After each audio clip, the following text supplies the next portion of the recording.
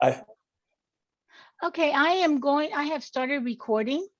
I think our mm-hmm, timekeeper is mm-hmm, on there. mm-hmm. And I think you all know the drill with this virtual that they'll give you, Yeah. I think, 5 minutes when it's close to your time. And let me see who else is on here. Um, well, your discussant is on. Welcome, everybody. And I wish we could be seeing your face in person. Our hope is next year we will have everybody here in Dallas. As I was saying earlier to the author, that the rooms have been reserved for next year. So we'll just all pray and keep our fingers crossed that we will have it in person next year. So I'm going to turn it over to you. Okay. All right. Thank you. I'll share my screen in the meantime.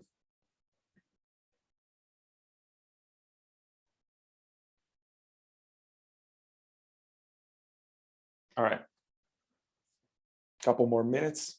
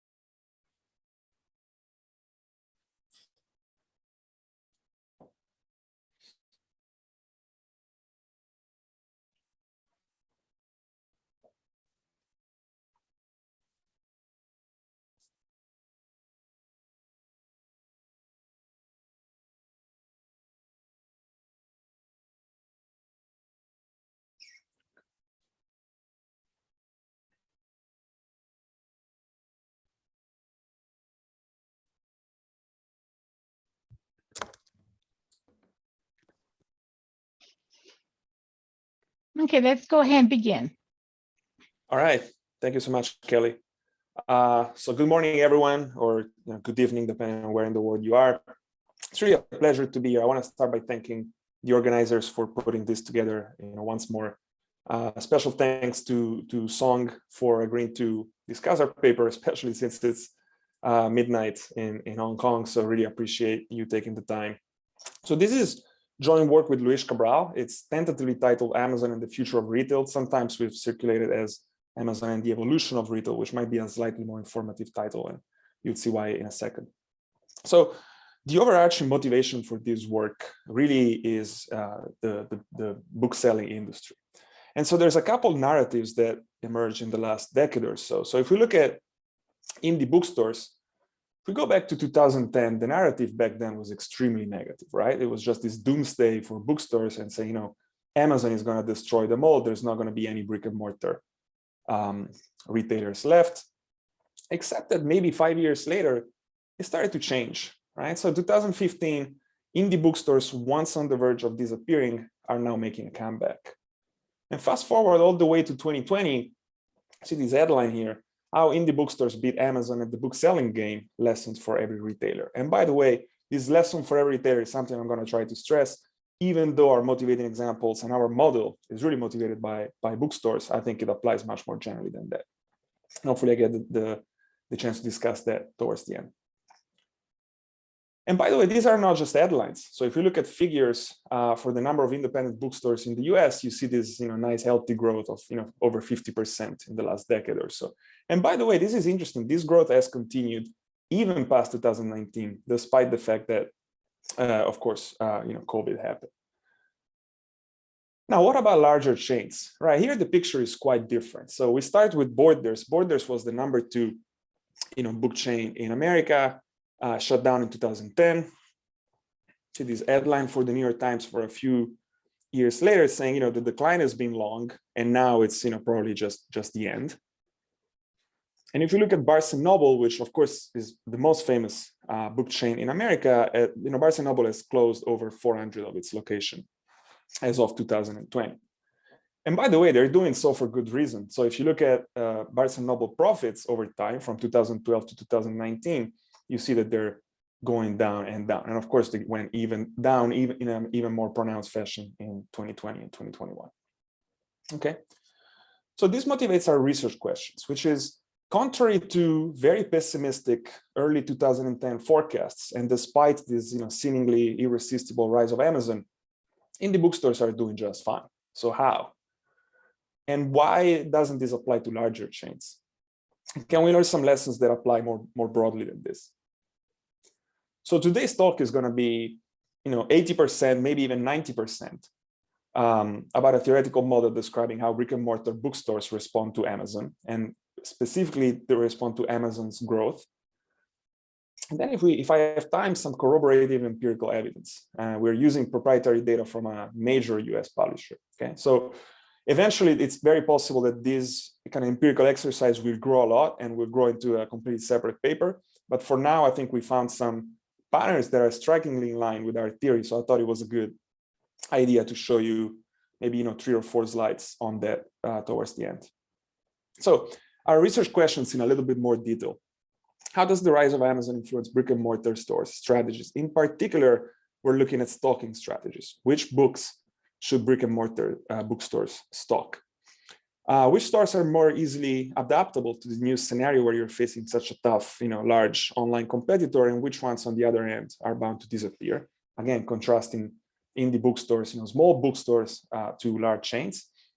And last, we're going to talk about consumers. So what are the consequences for consumers? There's this very large literature over the last 2 decades about what the internet is doing to consumers. And the main theory there is the theory of the long tail, and a lot of what followed is, look, the internet is really, really important for consumers who are preference minorities, right? If your taste is very unusual, then brick and mortar stores, because they're capacity constrained, will probably not stock what you like. Whereas if you're in a majority, then you probably don't need the internet as much. And we're gonna, I don't want to say contradict this because that's not what we're doing, but we're gonna, I think, offer kind of a new angle to this old and successful idea. Okay, this was the intro. By the way, I've been deliberately quick in. I haven't discussed the literature at all, and I haven't discussed a lot of motivating facts. I'm gonna do both of those things as I present our results and our relation to the work that has been done before us. So for now, just let me set up the model. And the model has 2 main components, as you would expect. There's sellers and buyers. So let's start with sellers.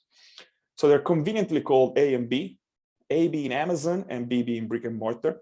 And I believe, this is a case where there is nothing in the model that makes A necessarily Amazon. I just think that this is the most natural interpretation. There's 2 genres of books, X and Y. And we're going to assume that for now, we're going to relax that in a few slides. We're going to assume that these books are equally split in these 2 genres. So there's S over 2 books of genre X and S over 2 of genre Y. Okay. And I think quite realistically, Amazon carries all books. So Amazon carries S books, whereas the store is capacity constrained and can only carry K books, K being smaller than S, and K, likely being way smaller than S. Okay. We're going to assume for certain parts of the paper that the brick and mortar store faces a cost of staying open. And for simplicity, we can assume that that cost is just linear in the number of books. Okay, so you can think of this cost as rent, for instance. And last, we're going to assume that prices are constant and exogenously given, at least for start. I'm going to talk about pricing later on. Pricing is something that interacts quite nicely with stocking decisions, but is not the main focus of the paper, and particularly is not the main focus of the next 10 minutes of the talk. Okay, so on the other side of the market, we got buyers. We're going to think about a continuum of buyers, so measure one continuum, split in two types. There's buyers who like X, genre X, and buyers who like genre Y. We will consider a case where we also have eclectic buyers, and these are people that do not have a strong taste for X or Y, but rather they're open to both, right? So they don't go into a bookstore saying, I'm looking for fiction and I'm looking for nonfiction. They say, I'm open to both genres. I just want to get the best possible book. Buyers, in the case in which they're not eclectic, they have valuations that are IID and drawn from a non-negative distribution G for books of their type and zero otherwise, right? So this is a pretty strong assumption. We're saying if you are a type X buyer, your value for type Y books is zero no matter what, whereas your value for type X books is going to be drawn from this distribution for every single volume. On top of that, they also have IID preferences for shopping offline. And we modeled this as being uniform between 0 and an upper bound Z bar. So you can think of this preference as an ideological aversion to Amazon. I Googled the Googled search, I will never buy anything from Amazon, returning over 8 billion results. If you had, I will never buy a book from Amazon, you still have more than 6 billion results. So there's a big movement of people that don't do that. You can think of it as the perks of shopping in person. You can think of maybe you need a book today for a birthday and you just can't wait for the book to be shipped to you. So there is a variety of reasons. Now you might say, okay, this is pretty strong. You're basically assuming that no one has a preference for Amazon. It turns out that mathematically it's totally equivalent, because in the model, we give Amazon an advantage in terms of variety.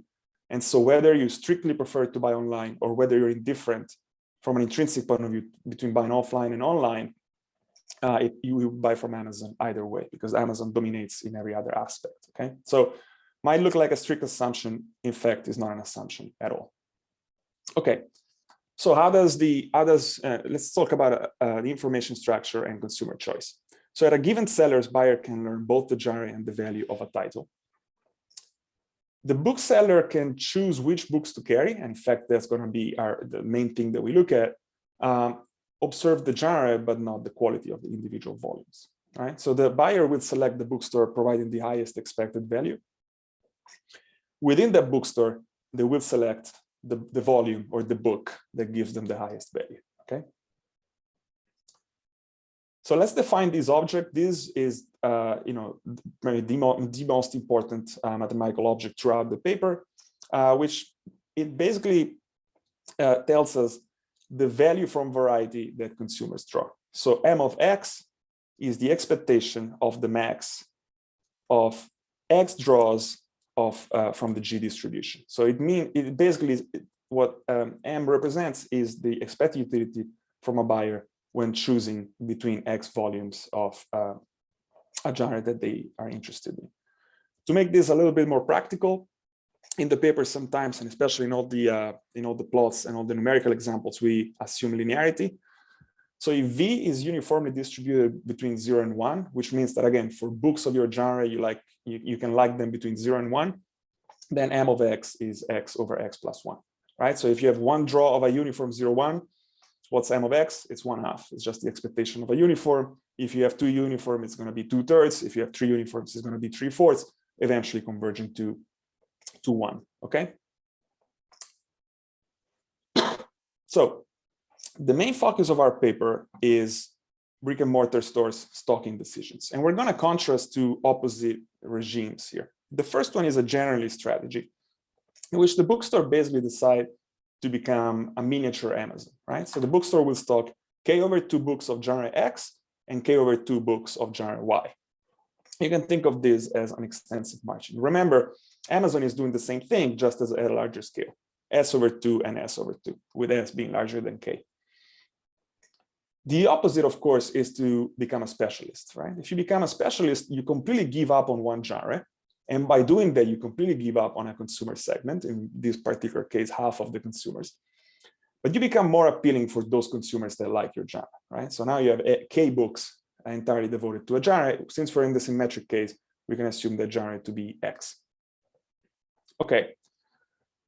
So I was pretty deliberate in kind of minimizing the math in this presentation. This slide might be the exception to that, just because I think the mechanics here are quite intuitive. So I just want to discuss this a little bit.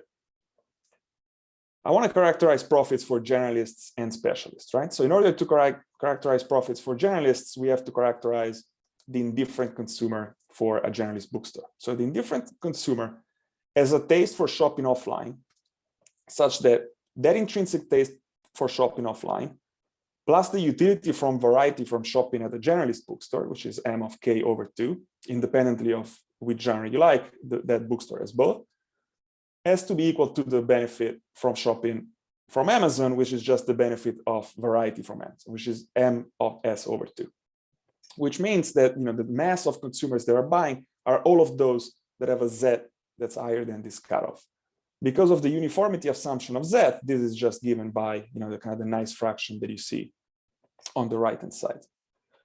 With a specialist, of course, it's fairly similar. There's two main differences. The first one is for those consumers that like the genre you're stocking, of course, that trade-off becomes now more favorable to you. You see there's an M of K substituting an M of K over 2. So that's the gain. Of course, something has to give, and that's the second part that you see in blue. And that's the fact that you, by definition of becoming a specialist, you've already given up half of the consumers, okay? It's a very simple trade-off. It's an extensive margin versus intensive margin argument. Okay. And this gets us to our main results. It says the following. Let's rule out exit for now so that we can focus on what bookstores do conditional on staying open. And this result is a simple cutoff result saying the following.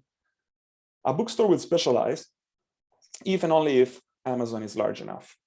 So when Amazon grows larger and larger, more and more bookstores will specialize. Put it a little bit more formally, the profits from being a specialist are larger than the profits from being a generalist, where the size of Amazon is larger than a cutoff S prime, which depends on both K and Z bar. In particular, it's increasing in both K and Z bar. What does that mean? It means the fact that it's increasing in K means that smaller bookstores are more likely to become specialists. The fact that it's increasing in Z bar means that we expect to see less specialization in areas or product categories. I mean, where I'm talking about books, but of course, this could apply to a lot of other domains where there's more aversion to Amazon, or maybe just lesser Amazon penetration. Just as an additional remark for these results, you can interpret this in kind of a dual fashion, right? You can think of this as a dynamic result, which says over time, as Amazon specializes, we expect to see more specialization in brick and mortar retail. Or you can think of it as cross-sectional, right? Fix the size of Amazon S, then we expect the smaller retailers to become specialists and the larger one to stay generalists, right? So these are entirely equivalent interpretations. So Tommaso, I have a question. Yeah.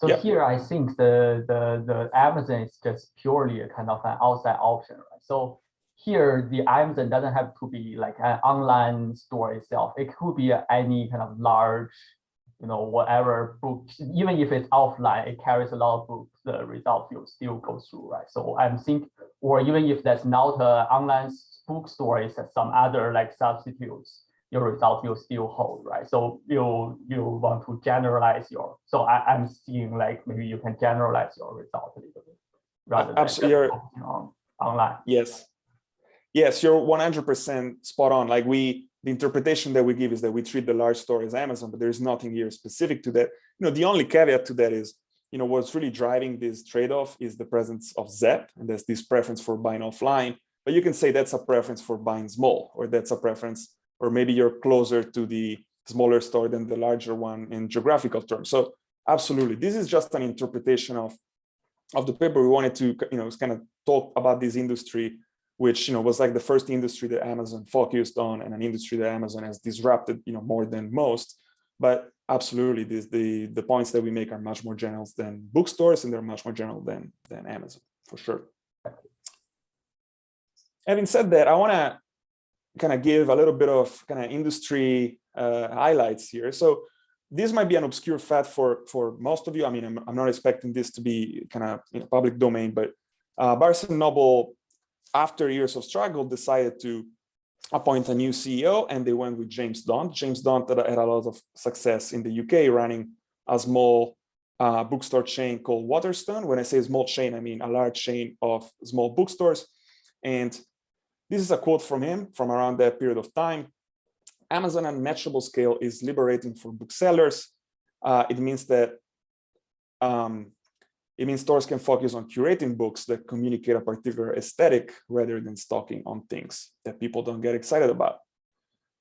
The second thing here that I want to show you is this quote from Mark Cohen. Mark Cohen is the director of retail studies at Columbia GSB, and I'm going to read this selectively. There is a tremendous resurgence of local bookstores. They're either picking on a genre or curating an assortment that appeals to a local customer. Okay, so a few examples here. These are just kind of quirky ones. If you go on Google and you Google specialized bookstores, you're going to find hundreds of this. This is a bookstore in Milan that only sells books about kind of seafaring literature, so boating, underwater exploration, extremely specialized. The second one is Archipelago. This is a bookstore for the Filipino community in San Francisco. And the third one is a new bookstore in New York City. It opened about a year and a half ago that kind of pays tribute to the neighborhood. And so it has a really quirky, specialized selection of titles. And not only that, but also selling pickles on the side. This is a neighborhood that has a rich Jewish heritage, and the bookstore is just paying tribute to that. Okay, so just a few examples just to say that this is something that we actually see in the real world. Okay, so that's the main pictures. This idea that offline retail is becoming more and more specialized. Now I'm going to present you with a variety of extensions. The first one here is, what if genres are unequally popular, right? So what if there's a genre? Yes. Sorry to interrupt here. I was thinking about this question. I was wondering, so if you think about bookstore as multiple dimensions, one is in terms of books, and one in terms, the other in terms of other things, which I think you capture through a Z. Mm-hmm. But you treat Z as exogenous. And I'm wondering whether bookstores, on one hand, knowing that I cannot do anything with books, I'm doing more on that Z dimension. Yes, I'm gonna talk about Z investments later on in the talk. And by the way, I think you're 100% right. That's something that's, even though we talk about it in the paper, I think is likely underrepresented given how empirically important it is. So I think that's a section of the paper there. I mean, theoretically, as you'll see, it's pretty simple, but I think it's something that we might wanna add to, because I think that that's an important idea, right? But you can do a lot of. Know that you're thinking about it too. You'll see when we get there. If you have questions after you see those slides, please let me know. Okay, so now again, I want to think about. So I'm sorry, that's another question. So can I think of your theory more general as, for example, if you're facing a strong competitor, then you probably don't want, you are kind of dominated in sort of quality, then you want to create some kind of horizontal differentiation. Whereas if you have you are not very low in quality competition, then you probably don't want to to focus on quality competition rather than. Yes, you prefer to be a big fish. I'm just thinking about whether maybe you can show it in a simple hoteling model. So for example, there's an incumbent is high, maybe located in the middle, like this high base valuation. So if your valuation is also higher than the incumbent, you will just choose to stay in the middle, right? So you just dominate the market. But if your valuation is low, so you prefer to maybe locate on the sides. So would that convey the same idea? I'm just thinking about whether how obviously, it's that the theoretical formulation that you mentioned is a little different from ours, but I'm pretty confident there could be a mapping between the two, right? Because you can think of being on extremes of the hoteling line as being one genre or another. And being in the middle as being a generalist, and then you can kind of draw results there. So I think there could be like a pretty direct mapping between these two things. Yes. Okay, thank you. Hi. Hi. Just a quick question. So I'm trying to think about how to interpret the results, because when internet started, the common idea is it enables long tail inventory, but here's actually the opposite. Internet becoming a generalist, and local store becoming long tail inventory. But when it started, the idea behind why it's going to enable long tail inventory is because if you're specialized, you don't have so much demand for local region. It's not profitable. I'm trying to see if that factor is actually captured here. Yes, actually, if you give me 3 slides, we're going to talk about exactly what you're mentioning. So I'm going to talk about Chris Sanderson, Longtail Theory, and kind of the new angle that we bring to it. So yes, it is certainly true and baked in the model that by specializing, you're ex ante giving up on a lot of consumers, right? So the cost of specializing is very explicit. We're saying that when you're going against such a tough competitor, it might be optimal to specialize despite that, right? Because you prefer to be kind of the big fish in the small pond than the small fish in the big pond. When Amazon grows larger and larger, eventually you say, you know what, I can compete on, fiction plus non-fiction. I just want to go into fiction. Or maybe fiction is still not enough because fiction is still 3 million books. You say, I'm going to go into historical fiction. And then, you go increasingly niche. And by doing that, of course, you pay a steep price. You lose a lot of potential readers or buyers. But the benefit, of course, is that among those that like you, they really, really like you, right? So no matter how big Amazon becomes, you can still have quite a bit of appeal. So let me show you kind of mathematization of that idea. So let's consider, a popular genre and an unpopular one. And here you can think as the unpopular genre as being, seafaring literature, as I was showing you before, and the popular genre as being everything else, right? So you can think of that as being way more than one genre. So the result here is that when S grows very large, not only does the store specialize, but it specializes in the least popular genre. So it becomes what we call a niche specialist. And this is true even, and sometimes especially, when niche really means niche, right? So when 1 minus alpha goes to 0. So you can think of, you specialize on cooking books or photography books or seafaring books. You don't specialize on fiction. By the way, this is not a trivial extension. If you look at the generalist in this case, it is not true that the generalist just wants to stock in the proportion of popularity of the 2 genres. So sometimes he wants to underweight the popular genre, sometimes he wants to overweight. I don't have time to discuss that in more detail, but it's something that you can find in the paper. So just let me show you what the profits curve look like in the particular case in which M is linear. So remember, when M is linear, then the gain from variety is X over 1 plus X. On the x-axis here, you see the size of Amazon. On the y-axis, you see profits. So when Amazon is really small, you can see that the ochre line, the profits of a generalist dominate. So when Amazon is really small, you want to be a generalist. In the intermediate part of the graph, when Amazon size is between S of GX and S of XY, you want to be a specialist, but you want to be a specialist on the popular genre. You're not ready to give up that big market segment. However, when Amazon becomes really big, meaning bigger than SXY, you're forced to do so. So in that case, you just become a niche specialist, okay? Now, this is a quote from Chris Sanderson, Longtail. So for those of you that are not familiar with it, in the early 2000s, Chris Sanderson popularized this idea of the long tail using research by Eric Brynjolfsson, Michael Smith, and others. And he wrote this article on Wired, which eventually became the most cited and downloaded article in the history of Wired, and eventually became a book, and then a book became a bestseller, and so on and so forth. And his whole point is that, look, the internet is basically showing us the demand curve for what it really is, right? We're not going to see an unconstrained demand curve offline because of all these physical constraints, we can only see what consumers are picking in a set, from a very small choice set. But the internet is now making it economically appealing to also appeal to niches, what you call narrowly targeted goods. What we're saying is that it is precisely because shelf space is limited that physical retail is turning into narrowly targeted goods. It is exactly because you're small that you cannot compete on Amazon on big genres that require a lot of variety.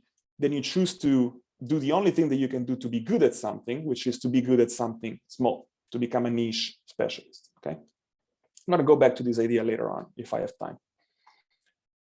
I want to present to you a few more extensions. In the interest of time, I just devoted, one, maybe two slides to each of this. The first, and I think an important one, especially in light of my introduction, is exit decisions, okay? Which bookstores are likely to survive and which ones are doomed to fail.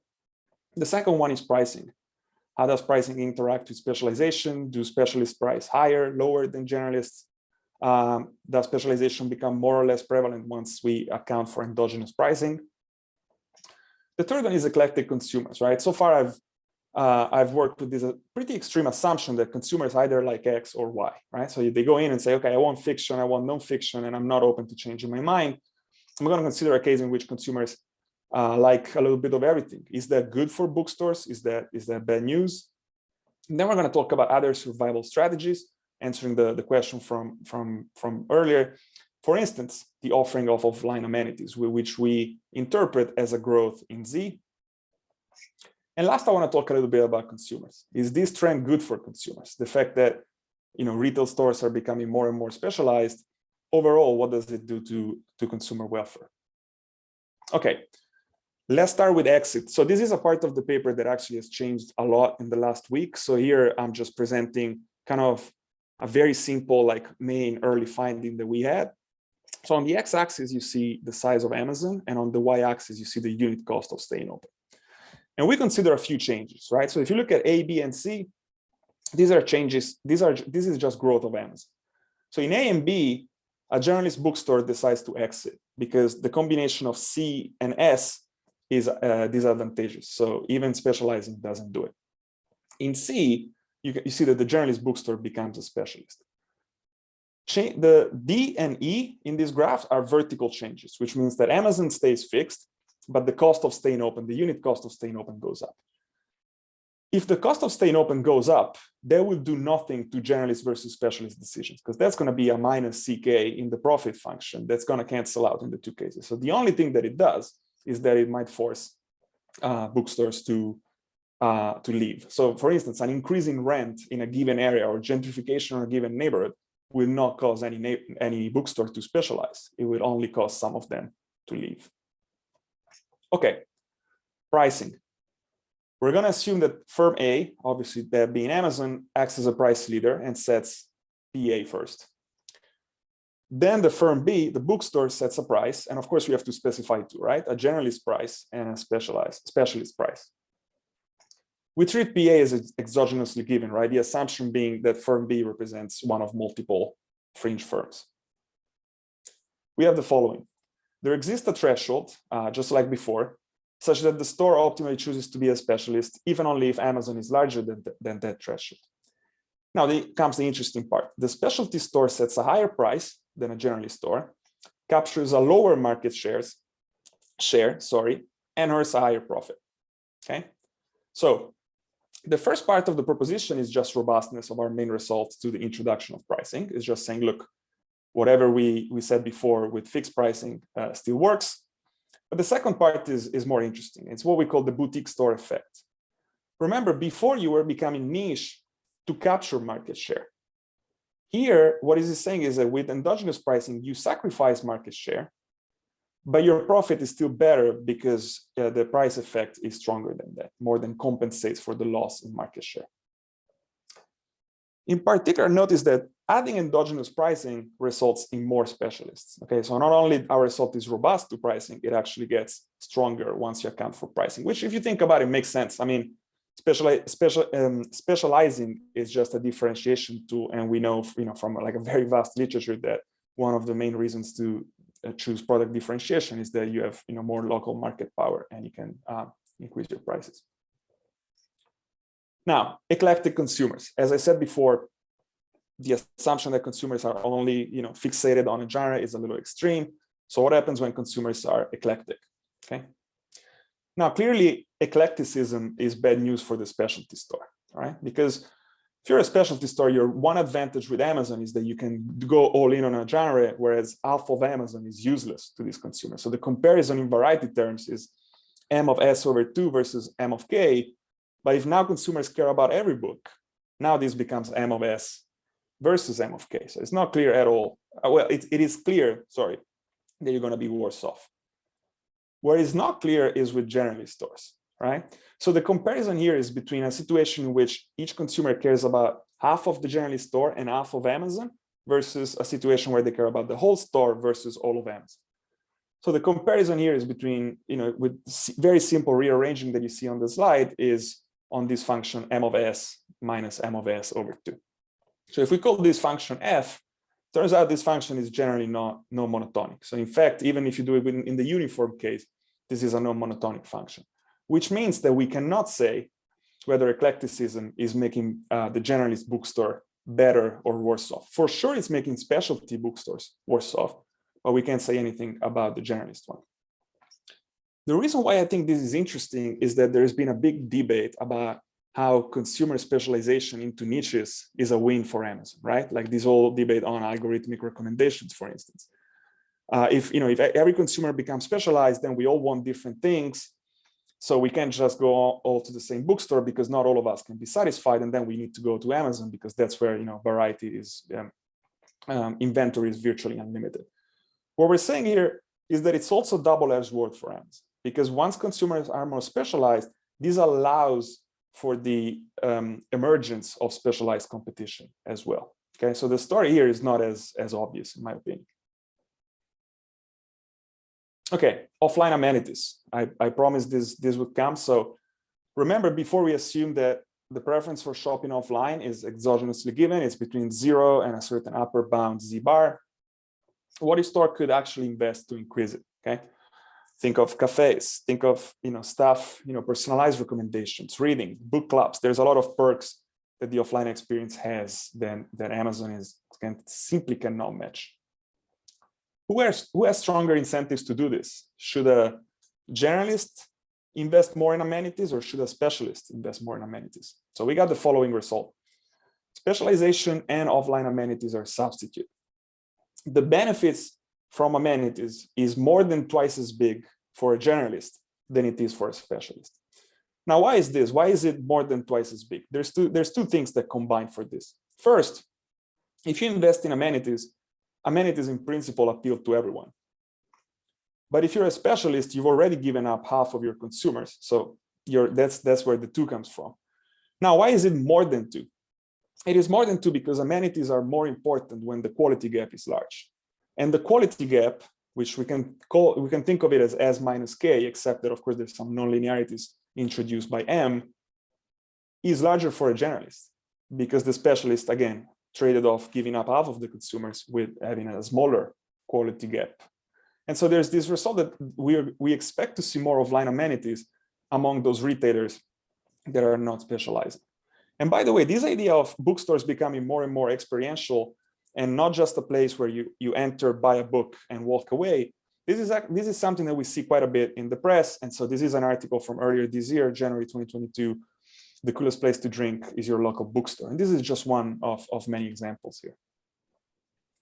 Now, let me close the theory part with welfare analysis, right? So we recognize that every time we mention welfare and Amazon in the same sentence, there's usually a heated debate over market power, over positive externalities from local commerce. So we recognize this debate, we avoid it, and we ask a much less ambitious question in some sense, right? Which we're asking, do consumers benefit from Amazon in our model?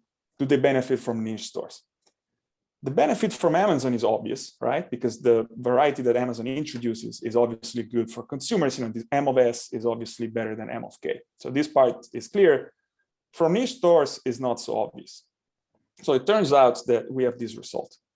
When the store B is indifferent between being a general or a specialty store, the average consumer would actually prefer the store to be a specialty store. So this is a result of insufficient specialization. In some sense, it's related to Walt Fogel's work on the tyranny of the majority. Okay, this was it in terms of my theoretical overview. So now I just want to relate what we do to the literature. So from a theoretical standpoint, we relate to and we borrow from 2 very important AER papers. One is Johnson and Myatt 2006 AER paper, and the other one is Bar-Isaac et al. They introduced this idea that a seller, whether a monopolist or in competition, should offer a polarizing product. This is done at the individual product level, even only if the quality is low enough, right? So quite a similar spirit in a completely different context. Those are both search models. The Bar-Isaac is a search model. The other one is not. Second, we relate to this idea of the vanishing middle. The idea that in a lot of industries we see really large players succeeding, really small players succeeding, and kind of everything in between disappearing, right? This is a paper from Mitsurigami in 2011. He looks at the entry of very large supermarket chains in Tokyo, and he says, contrary to the conventional wisdom, they induce the exit of large and medium-sized competitors, but it actually improves the survival rate of small, and I add arguably more specialized supermarkets. Again, perhaps the most important reference here is Chris Anderson, celebrating Longtail Theory, the idea being the internet is awesome for preference minorities because it allows them to find stuff that they normally couldn't find offline. We are saying once you start accounting for the endogenous incentives of brick and mortar stores, this picture could be completely reversed. And last, I mentioned Fogel tyranny of the majority. Also want to give a shout to this awesome paper by Troy and Bell, came out in the JMR in 2011. They look at preference minorities in Los Angeles, and they proxy preference minorities with racial minorities. And they show this extremely strong correlation between neighborhoods that have a high share of racial minorities and neighborhoods that have a high share of online sales, right? The interpretation is if you're looking for maybe an unusual spice from an American point of view or an unusual book, you might need to go online. And so they say, look, the internet is really advantaging minorities much more than the majority. What we're saying is that in the last 10 years, e-commerce became the standard for the majority too. And so this conclusion might have reversed because it's increasingly optimal for brick and mortar stores to become specialists, okay? Okay, I have somewhere between 2 and 7 minutes. I'm gonna try very, very quickly to show you our main empirical finding. We have a massive data set with about 7 million sales transaction from a major US publisher. This is a publisher, I guarantee you have books in your house from this publisher. Gave to us, this is between 2016 and 2019 included. We see their sales to retailers. So we see their sales to Amazon, to Barnes & Noble, to indie bookstores, to airport bookstores. We do not observe bookstore sales to consumers. I don't think that's a problem in the sense that for a lot of books, we see the bookstore buying the book over and over, which we interpret as they're selling copies and they're buying more. So we just assume high correlation. The more serious problem is that this is not a large time window, but more importantly than that, it's a time window such that at the beginning of it, 2016, Amazon, of course, was already a giant, right? So we don't expect a lot of dynamic results that say, hey, at the beginning of our data, Amazon was just starting out, but at the end, it's what it is now. So we don't expect to see dynamic results. I just want to have you think about like a simple thought experiment. Like the average bookstore in our data set buys around 1,000 titles. So if all bookstores were generalists, they would be very homogeneous. So if we ask the question, what's the share of sales, of brick and mortar sales that come from bestsellers, from these top 1,000 books? These answers should be close to 100%, okay? Of course, the opposite is true for Amazon, right? Amazon buys every book from this publisher, every book in general. They have, I believe the last count was like something like 9 million books. So you would expect the share from the top 1,000 to not be too high. Still pretty high, because of course it's a market where superstars matter a lot. The Harry Potters and the Da Vinci Code of the world, but certainly way lower than bookstores. And this is what we find, okay? I'm showing you the share of sales from the top 100 all the way to 7,500. I'm highlighting the 1,000 just because that's the average bookstore size, sorry. And you see that independent bookstores are selling fewer hits than Amazon, despite being way, way, way smaller. And by the way, the last line here is mass merchandisers. So think of this as airport bookstores. This is just a sanity check for us. It was just a way to say, airport bookstores are the definition of a generalist bookstore. But by the way, they're also insulated from competition with Amazon, because if you're at a gate and you need to buy a book, Amazon is not an option. So these bookstores are extremely generalists, and you see in these figures that their sales are extremely concentrated at the top, right? So both findings, I think, are quite strikingly in line with the model. This tells pretty much the same story. We can basically replicate the long tail plot of Chris Anderson. And in fact, we find an online long tail, but the new piece that we add to this is like, if you look at this graph, the offline long tail is just as long, right? And I think this part, I've looked for this, I've looked for materials on this. I couldn't find evidence that people that have documented that in some industries, maybe the offline long tail is becoming as long as the online one. with some caveats. Of course, we're only looking at the publisher, we're not looking at the whole industry, but I still think it's an interesting finding. Last, I want to say, of course, these findings extend beyond books. This is Etonist. This is a store that only sells hot sauce. Not only that, but they don't even sell sriracha. They focus on very peculiar sauces. Again, the idea being that they're gonna, 99% of consumers will not care at all about this place, but the 1% that are passionate about this are gonna love it, and they're gonna prefer to buy here than on Amazon. Okay, so this is just an example of many successful kind of boutique stores in this in the food industry. And last, can I ask a quick question? Of course, of course. So I'm just thinking the offline bookstores. Now, theoretically, an online bookstore could also be specialist. In fact, they can even be on Amazon's platform. They can be an independent bookseller. So is the distinction here between, when you say Amazon sales, does it include sales of all the merchants? How you remember you showed us some data, and also going back to the theory, what is the critical feature? Is it being offline, or is it just being specialized?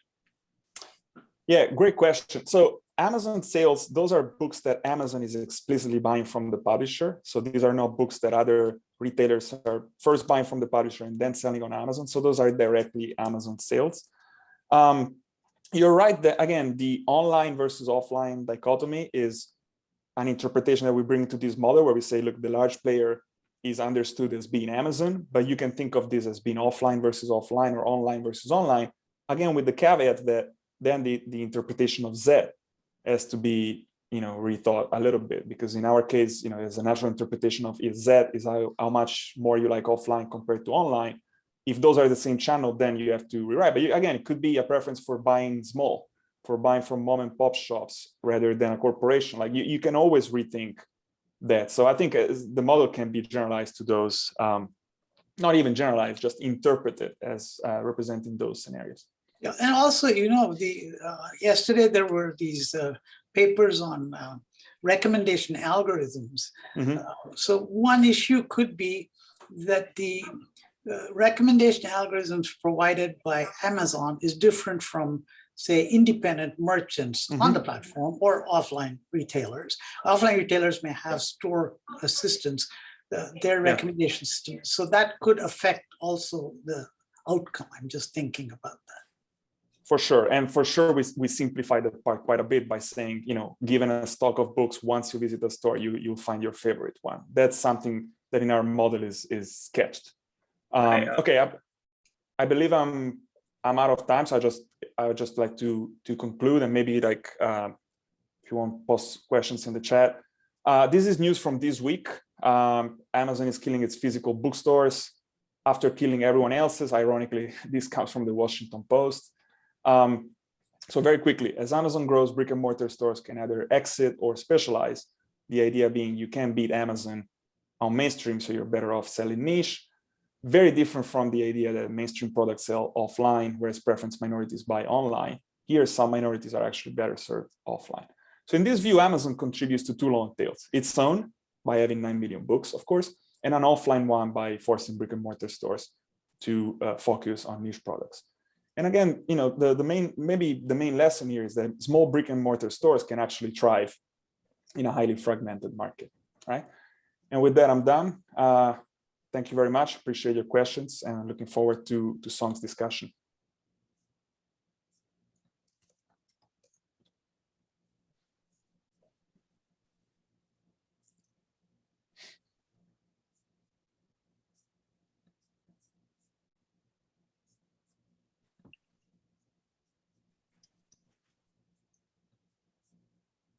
Okay, can you see my slides?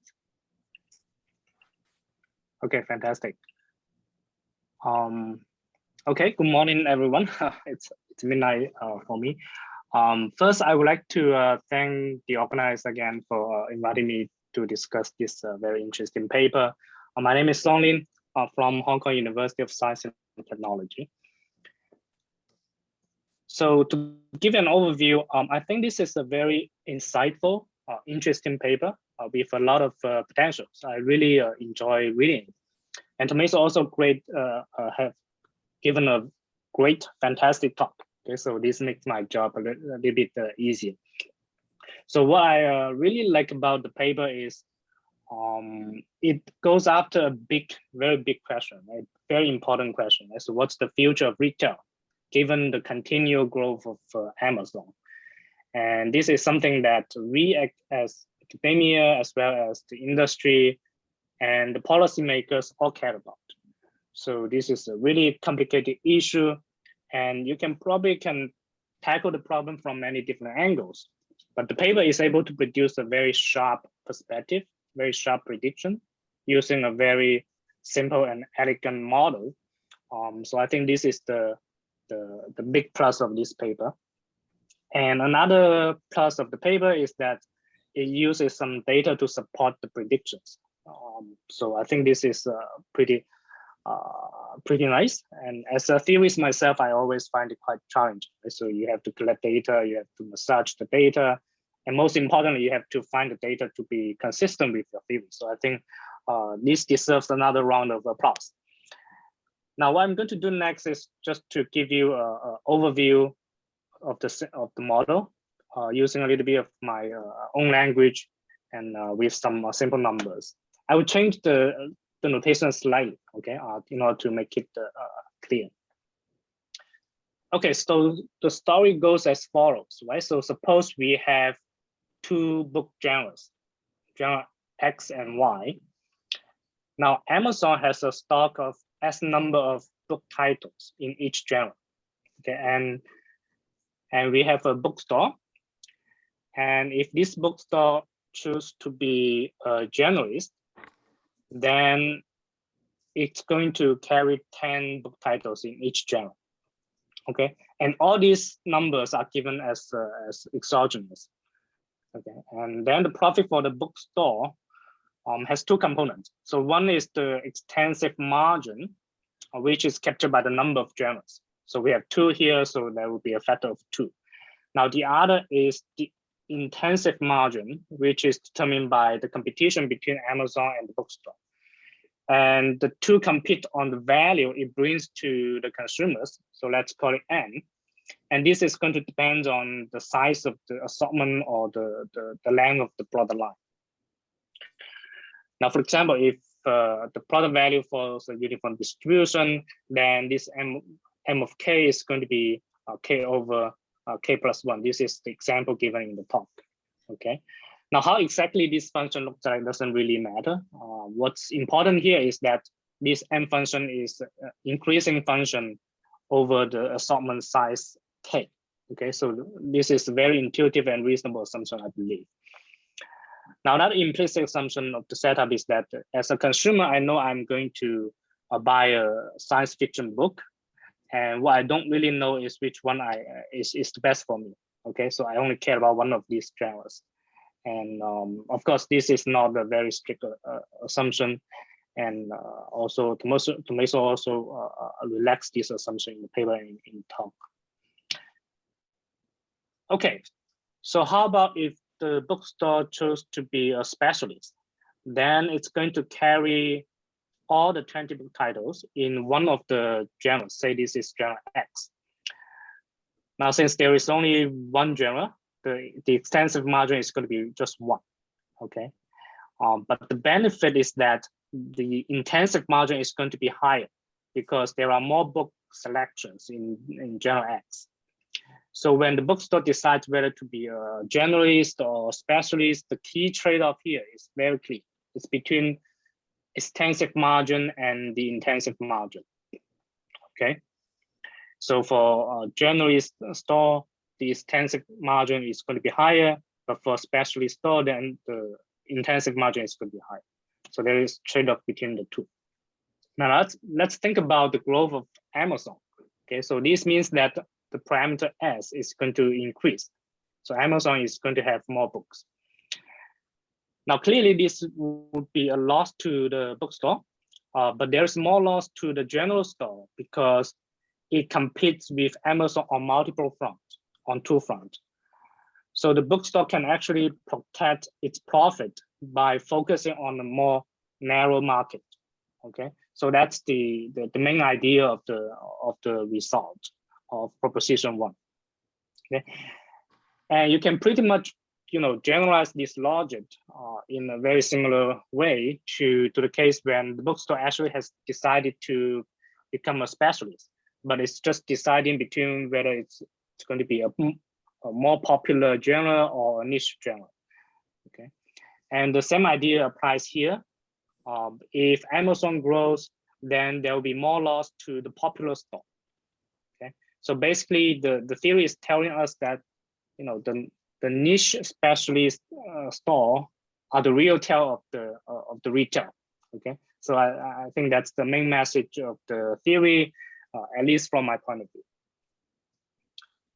Now I have a couple of thoughts on the theory. I think some of them are already been addressed by Tommaso in the talk.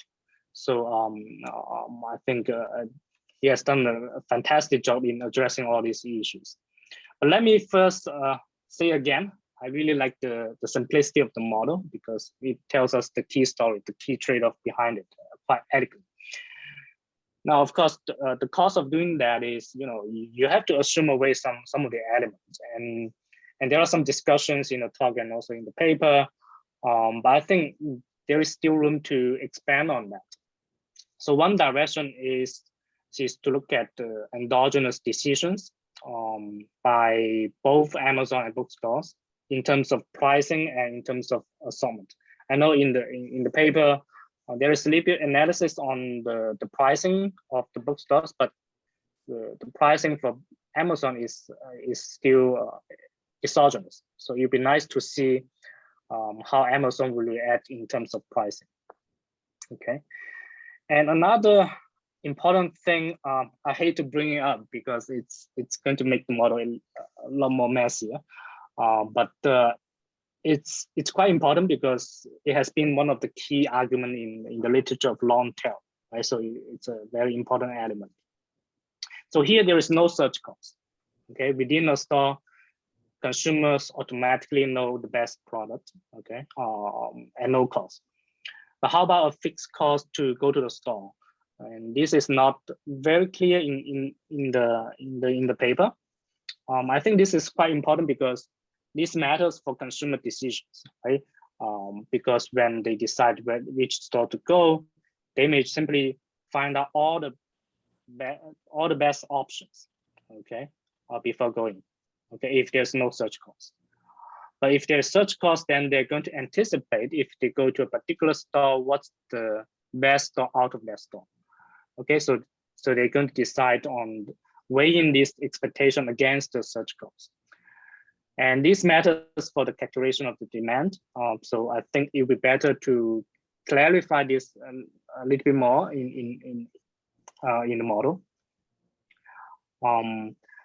Now, it is also possible that consumers may actually follow sequential search, and which is even more complex to look at.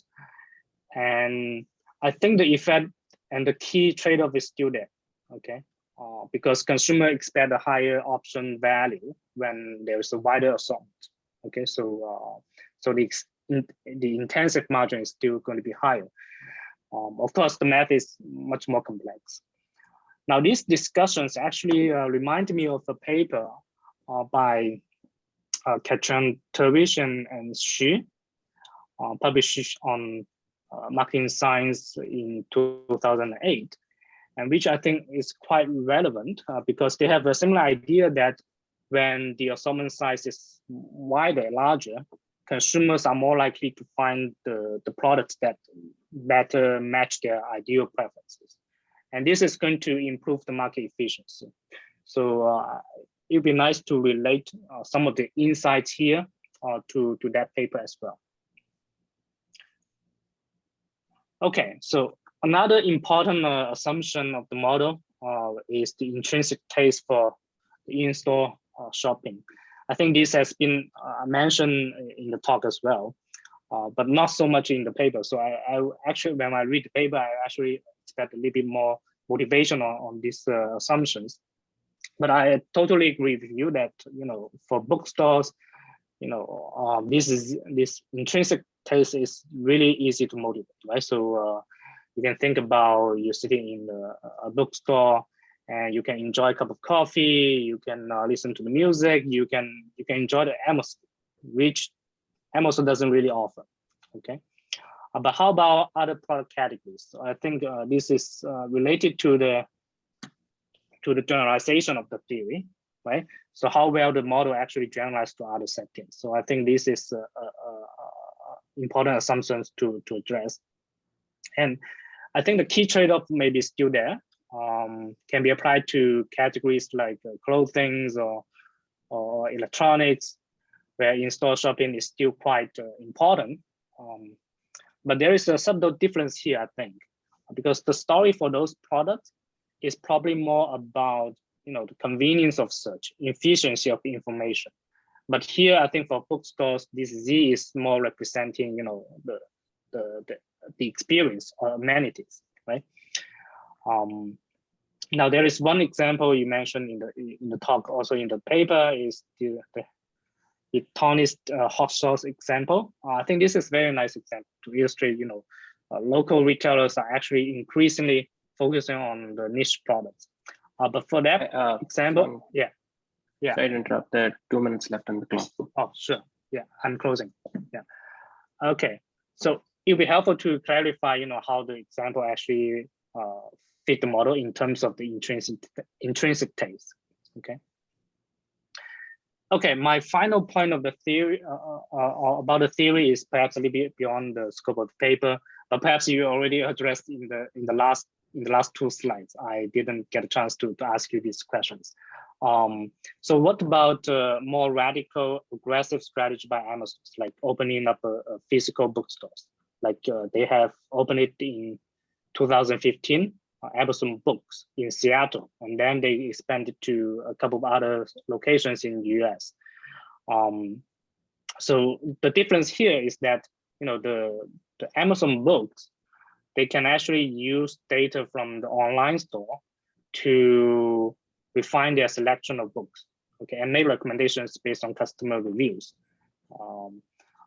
This is creating a huge impact, I think, on the local bookstores, okay, and it'll be interesting to look at how they react. But of course, this might be a little bit beyond the scope of the paper, but it's something that I think we should probably pay attention to. Okay, so final thing on the empirical study, I only have 2 minor comments here. One is, perhaps you can test some of your claims using some statistical testing, but given that this is more a theory paper, so I don't really have a strong opinion here. Another thing you already addressed in the talk, that is, I see that you have a very, very nice data, very large data set, right? So you have 4 years of data. I was hoping that you can do a little bit of dynamic analysis where you look at the pattern over time. But as you just mentioned in the talk, this is quite difficult, right? So which I completely agree with you. Okay, so these are all I have. And once again, it's a very nice piece of work, and I believe there's a lot of potentials. I wish the authors all the best with the continued work. And thank you for having me again, and thank you for listening. Thank you. Thank you so much. I appreciate it.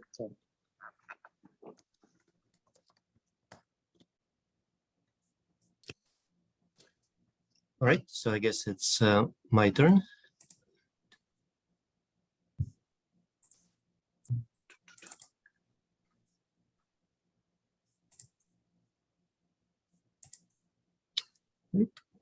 Can you let me know if you can see the slides? Yeah, yep. All right.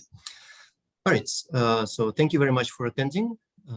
My name is Maxim Sinitsyn, and I will talk about the licensing mechanisms for product lines. So the first slide is a graphical illustration of the motivational slide. So here you see 2 houses, and presumably the second one on the bottom is more expensive than the first one. So you have an identical piece of furniture, a sofa, coming into those 2 houses, and nevertheless the price is vastly different. It's $1,100 for the bottom one and only 600 for the top one.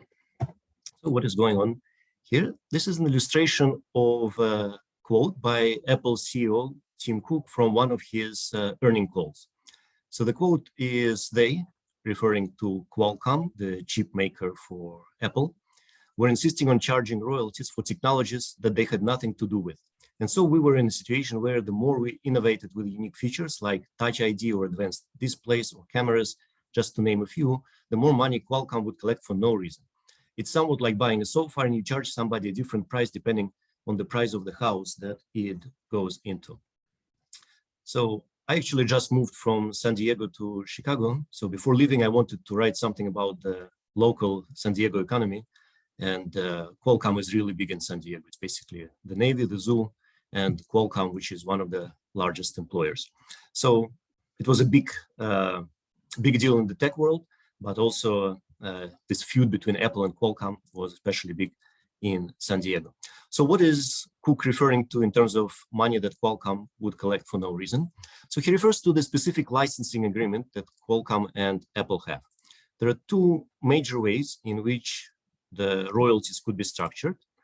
One way is charge a per unit royalty, where a licensee, so that would be Apple, pays a fixed amount for each unit for each iPhone that it sells. Each iPhone contains one chip from Qualcomm, so pay a fixed fee, let's say $10 for each chip that Apple gets from Qualcomm.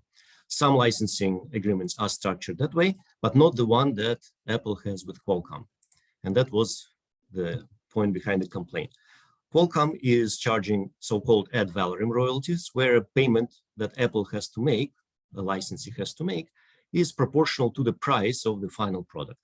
And hence the words that the more Apple innovates on features that have no relation to the modem chip that Qualcomm provides, like touchscreen, camera, presumably the price of the iPhone should be going up because now the quality is higher. It has nothing to do with the modem, but Qualcomm collects additional revenue, which Cook thought was unfair.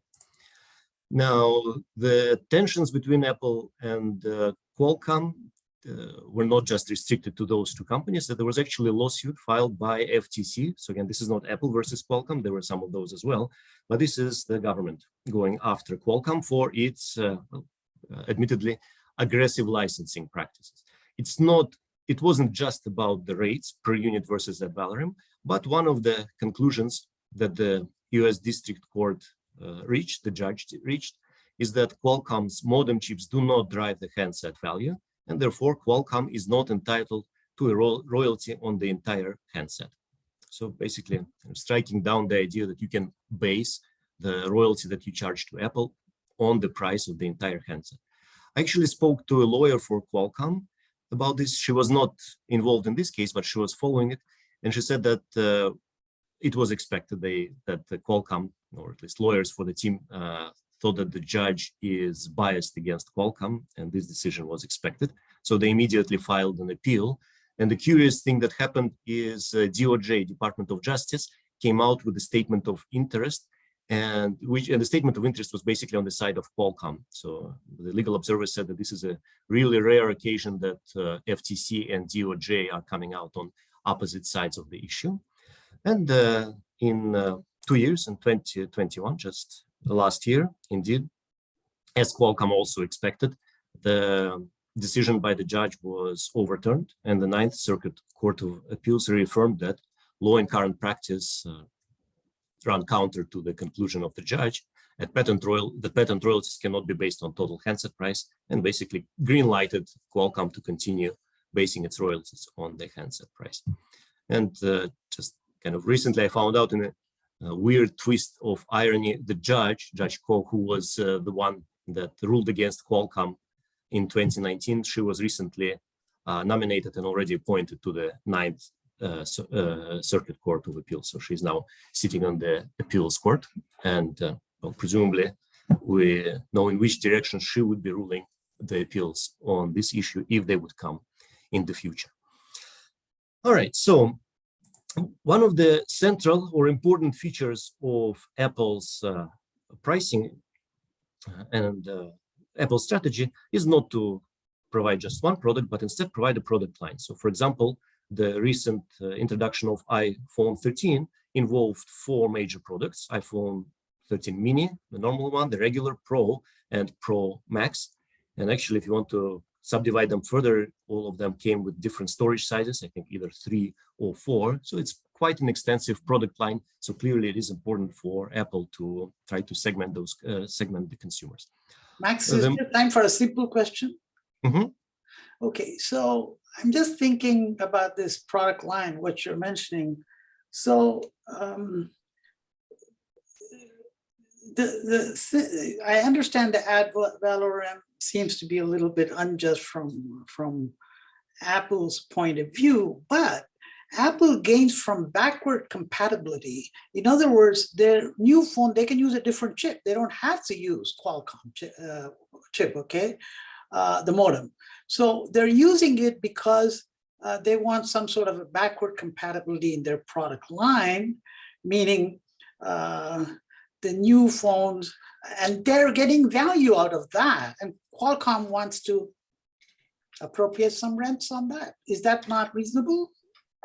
Well, again, that's if you ask Tim Cook, I think he will say no, it's not reasonable, because the feature, again, he'll probably go back down to the idea that, yeah, but that's the feature of communication, and that's what Qualcomm should be connecting revenues on. But this huge price of iPhone, look how much we invested in a camera, right? And people are using it to snap photos. So let's separate the communication idea from just, you know, having a camera in your pocket. So I think that would be there.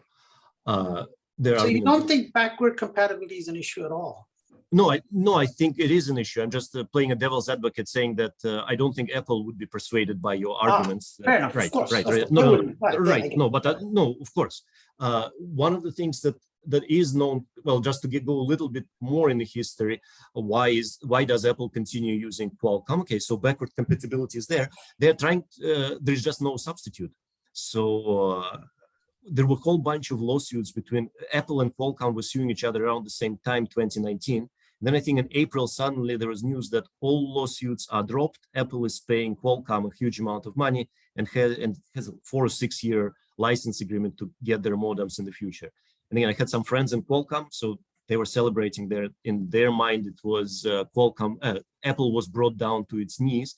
Why? Because just before Intel announced that they're not going to get involved in G5 modem technology, and that was the main hope of Apple, that they would be able to, have another substitute, which is Intel. And once Apple realized there is no way for them to have any G5 modems except for going with Qualcomm, and basically, again, it's a one-sided Qualcomm view. Apple capitulated and went with what you now see is X60 modem that Qualcomm has. But at the same time, Apple is, did not just capitulate quietly. What happened afterwards is Apple acquired all the patents and basically Intel's modem line, and now is trying to develop it in-house. So if you read tech articles, then they're hoping that, well, not this year, but by 2023, they will have their modem as well. And maybe, if not using it on their phone, then at least maybe they'll use it in negotiating tactics with Qualcomm. Yes, but at least on the surface, it seems like the Apple is trying to do something to get away from Qualcomm's. But I'm thinking also like things like games and the platform and so on and so forth. So when backward compatibility is an issue, then the person that already has a component in their original system needs to be able to get some rent on the subsequent generation of products. Right, and yes, but wouldn't you agree that at least again to keep pushing this Apple, but wouldn't you agree that at least some of it, let's say pure camera, right, has nothing to do with right. So so that's what they're trying, and then again, and probably in the legal environment, that they might try to start disentangling exactly what would be, I don't know. That they are not, I don't think they're doing this, but then you can start figuring out, what's the portion of the price of the iPhone that is attributable to modem or camera, and they could battle it out. All right, but going back to this product line, so we have at least four products, maybe 12 or 14, depending on how you count the storage sizes. All of them include exactly the same Snapdragon X60 modem. So the modem is the same, whole bunch of products that are differentiated in quality on the dimensions that are unrelated to the modem.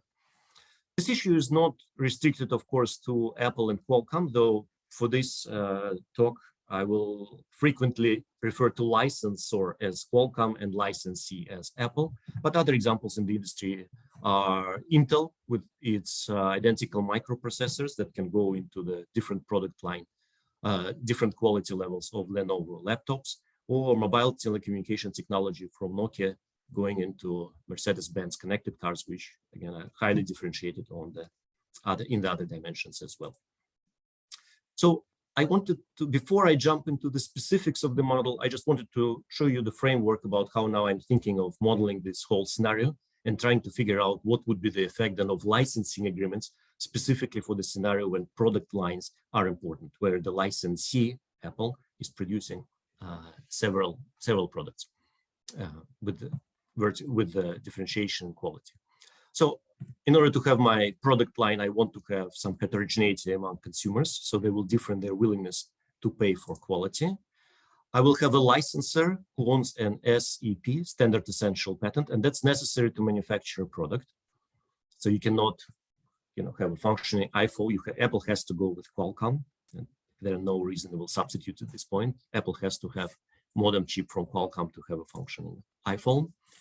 In the first stage, so here all of the negotiating power, and talk about negotiations a little bit later in conclusions, but here it's a take it or leave it offer from the licensor. So and indeed it might be reflective of what Qualcomm is doing. They're quite a dominant firm in the industry and are known for its aggressive licensing practices. There is some pushback, but in the end, as we see, as long as the legal side of the issues on the side of Qualcomm, seems like they are indeed quite successful with the rates they could impose on the licensees. And well, after getting the rate from the licensor, the licensee then is the one who will choose the quality line and the quality levels and prices, right? It's Apple in the end, after getting the modem and figuring out what are the characteristics of that modem, they're the ones who would be deciding what are the camera characteristics that they want to have, what's the frequency of screen changes in their iPhone, so deciding on the quality level.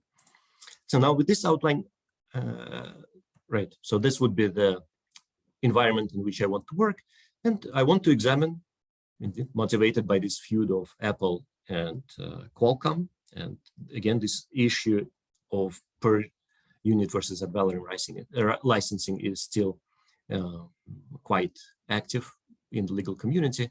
I want to see what's the effect of different types of these licensing contracts on structure of the product line, the final prices of the product, profits of both parties, and how consumers are affected. So a little bit of literature to see where the paper fits. Well, naturally, there's a huge literature on product line pricing. I just want to go down back to the basics, to the foundation, and that's to get the fundamental structure of how I will model it. And it would be Musa and Rosen for the continuum of consumer types, or Murthy's who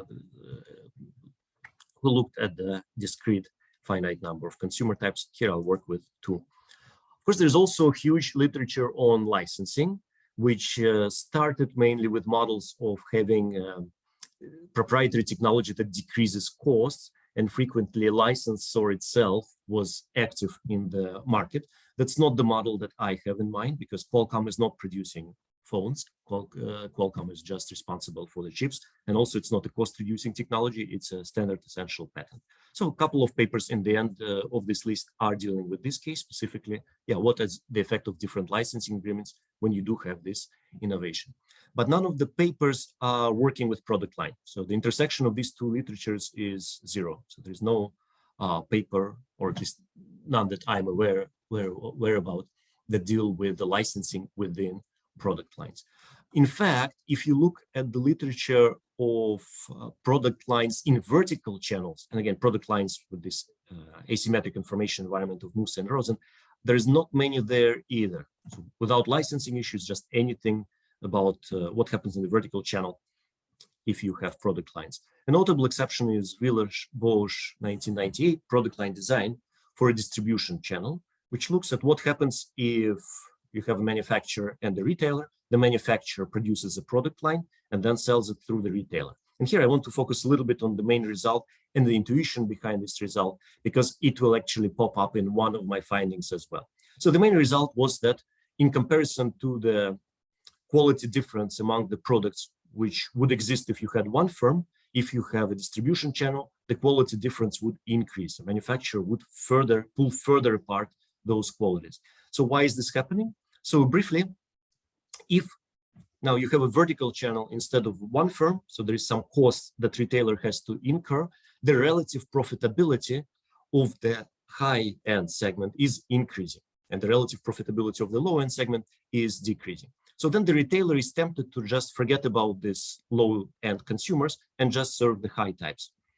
And yeah, that's not something that the manufacturer wants, even though the low-end retailers, their willingness to pay is relatively small, the profits are still important.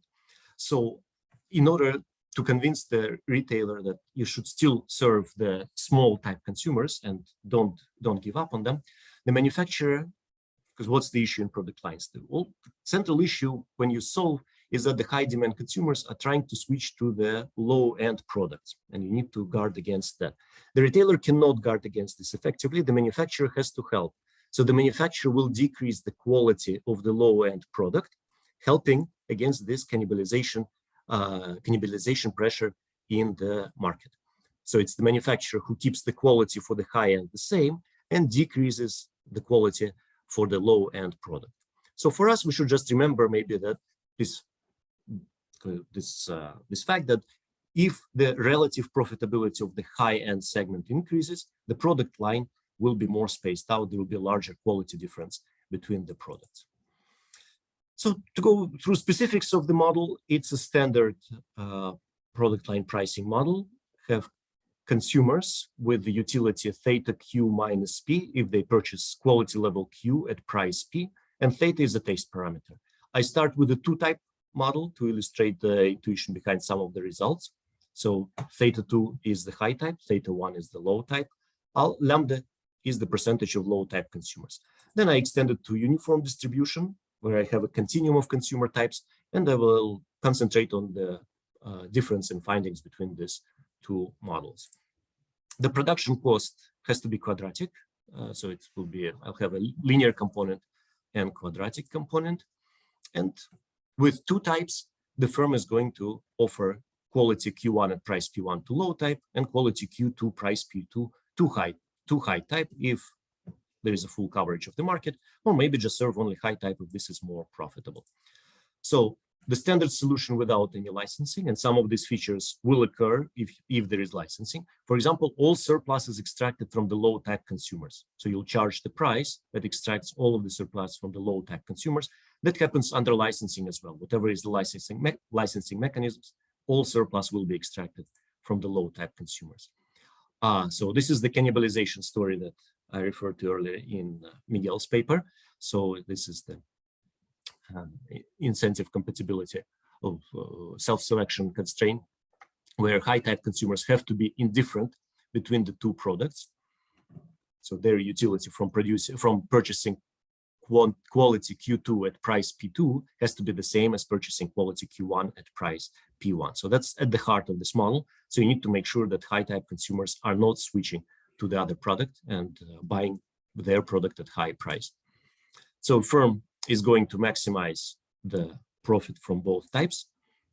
And the outcome, so the famous finding in product line pricing, is that the low type consumers will have their quality deteriorated precisely to prevent the high type consumers from switching, so that you can charge a high price to high type consumers and they will still pay it because the other product is really deteriorated and not attractive for them. And the quality level for the high type is efficient. All right, so let's see what happens if I introduce first a per unit royalty, T. So that's the contract where there is a fixed payment for each unit that you sell. Turns out that it's a relatively simple model that is not much different from just product line pricing where you do not have licensing. So this is the profit function. So you have lambda low type consumers, 1 minus lambda high type consumers. And you see T, the size of the market is 1. T is just a constant that you subtract in the end. So if you go through the solutions where you express prices through quantities, then maximize with respect to Q1, with respect to Q2. Yeah, nothing actually changes. You have exactly identical first order conditions, exactly identical optimal product line if you are serving both types. So T cancels, but you still need to keep track of it because it affects your profit. Alternatively, you can serve just high type, in which case you have only 1 minus lambda consumers, and you don't pay the full T. You don't pay it on the whole market, you just pay it for 1 minus lambda consumers. So given that, so once the licensor, going by backward induction, figures out which of those two choices the licensee will make, and will choose T accordingly. So let's look at the graph that illustrates graphically where do I have both groups served and where do I have only one group served. So here, theta 1, the valuation of the low type consumers is on the horizontal axis. Theta 2, the valuation of the high type consumers is on the vertical axis. Since I assume that theta 2 is larger than theta 1, I'm only looking in this region that is cut by a 45-degree line. All right, so the dashed line is a separation between where you had both groups for model without licensing and only high type for the model with licensing. Well, not surprising if you start imposing royalty rates, the licensee, Apple, is less excited about serving both groups and now is more likely to switch to the high type because you're cutting away their profit margin. So they are more likely to abandon serving the low type group and would switch to the high type. So that's expected that the region where you serve only high type is larger. What is more interesting is the following result, which is somewhat counterintuitive. So in this region number 2, where both groups are served, if you increase the willingness to pay of the high type consumers, holding everything else fixed, then there is a decrease in the profit of the licensor, decrease in the profit of Qualcomm. So why is this happening? Again, it's an unusual result because I'm making the market more attractive, right? Theta 1 is the same, and I'm increasing the willingness to pay of the high type consumer. So it's rare that somehow profit of one of the parties would go down when the market is more attractive. But nevertheless, this is what's happening here, and it's kind of related to Villers-Bauch's intuition in his paper.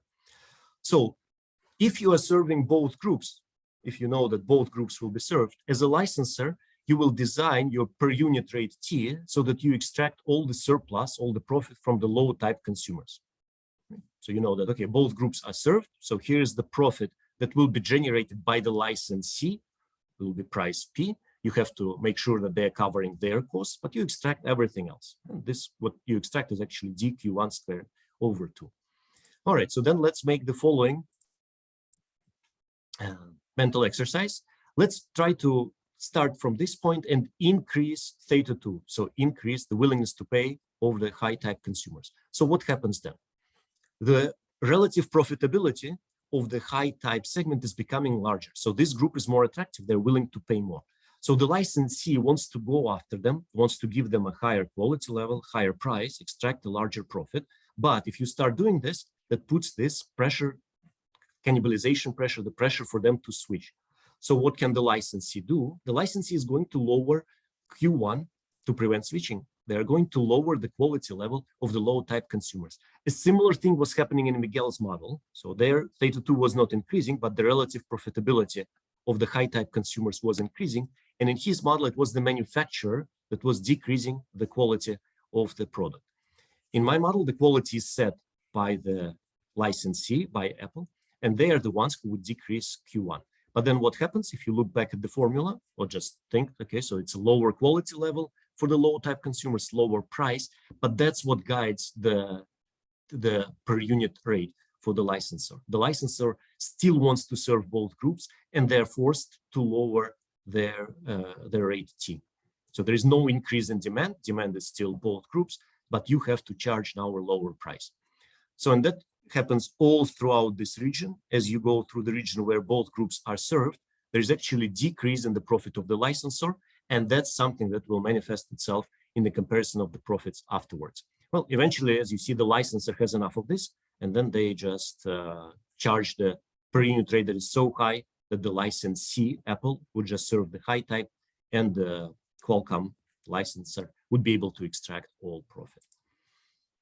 All right, so that's it. That model is solved. So let's leave it for a moment. Let's now work through the ad valorem royalty rate, V. So now the licensee, Apple, is paying a portion of a price to the licensor, to Qualcomm. So V now is not a constant like T was. Now it is a part of this equation, which is multiplied by price. So it will affect optimal qualities, optimal prices. What happens is, well, naturally, licensee sees that now they cannot get the full price on their investment in quality of the products. So it's not that interested in investing in quality. It will degrade quality of both products. The market is becoming less attractive. There are smaller prices. All right, so here we have the picture for ad valorem rates. So again, the same thing is happening. You have both groups served if in this region where the valuations theta 1 and theta 2 are relatively close to each other, and only high type is served here.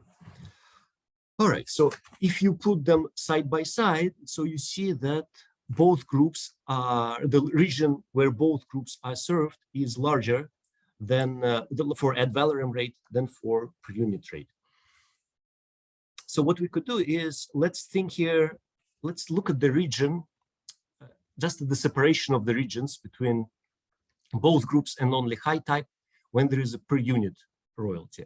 So here, if theta 2 increases a little bit, the licensor is okay with switching just to the high type, because so that's, remember, that's where their profits were dropping under per unit rate if they're trying to serve both groups. So here, high type is attractive. They could extract all of the profit, remaining profit for the high type. It's easy for them to switch into this region. The corresponding point here, somewhere in this region, for ad valorem rate, the licensor is reluctant to move to only high type. Why? So the licensor is setting the ad valorem rate V. The larger is V, the more the qualities are deteriorated, the worse is the market. That's bad for everybody. That's bad for the licensee, that's bad for the licensor. So the licensor, Qualcomm, is trying to hold on as much as possible, trying not to decrease, not to increase ad valorem rate V. So we are going further in this region with both groups. So theta 2 needs to be much larger so that the licensor who is charging an ad valorem rate finally gives up and says, okay, now I can charge a high ad valorem rate. It will really deteriorate the quality, but really now I'm just interested in only the high type consumers. All right, so that's the distinction between market coverage between the two rates. But of course, the interesting part is, well, what about the preferences of the firms? How do they get their profits? And here's the picture that we have for the licensee. So if the, so again, this is Apple, and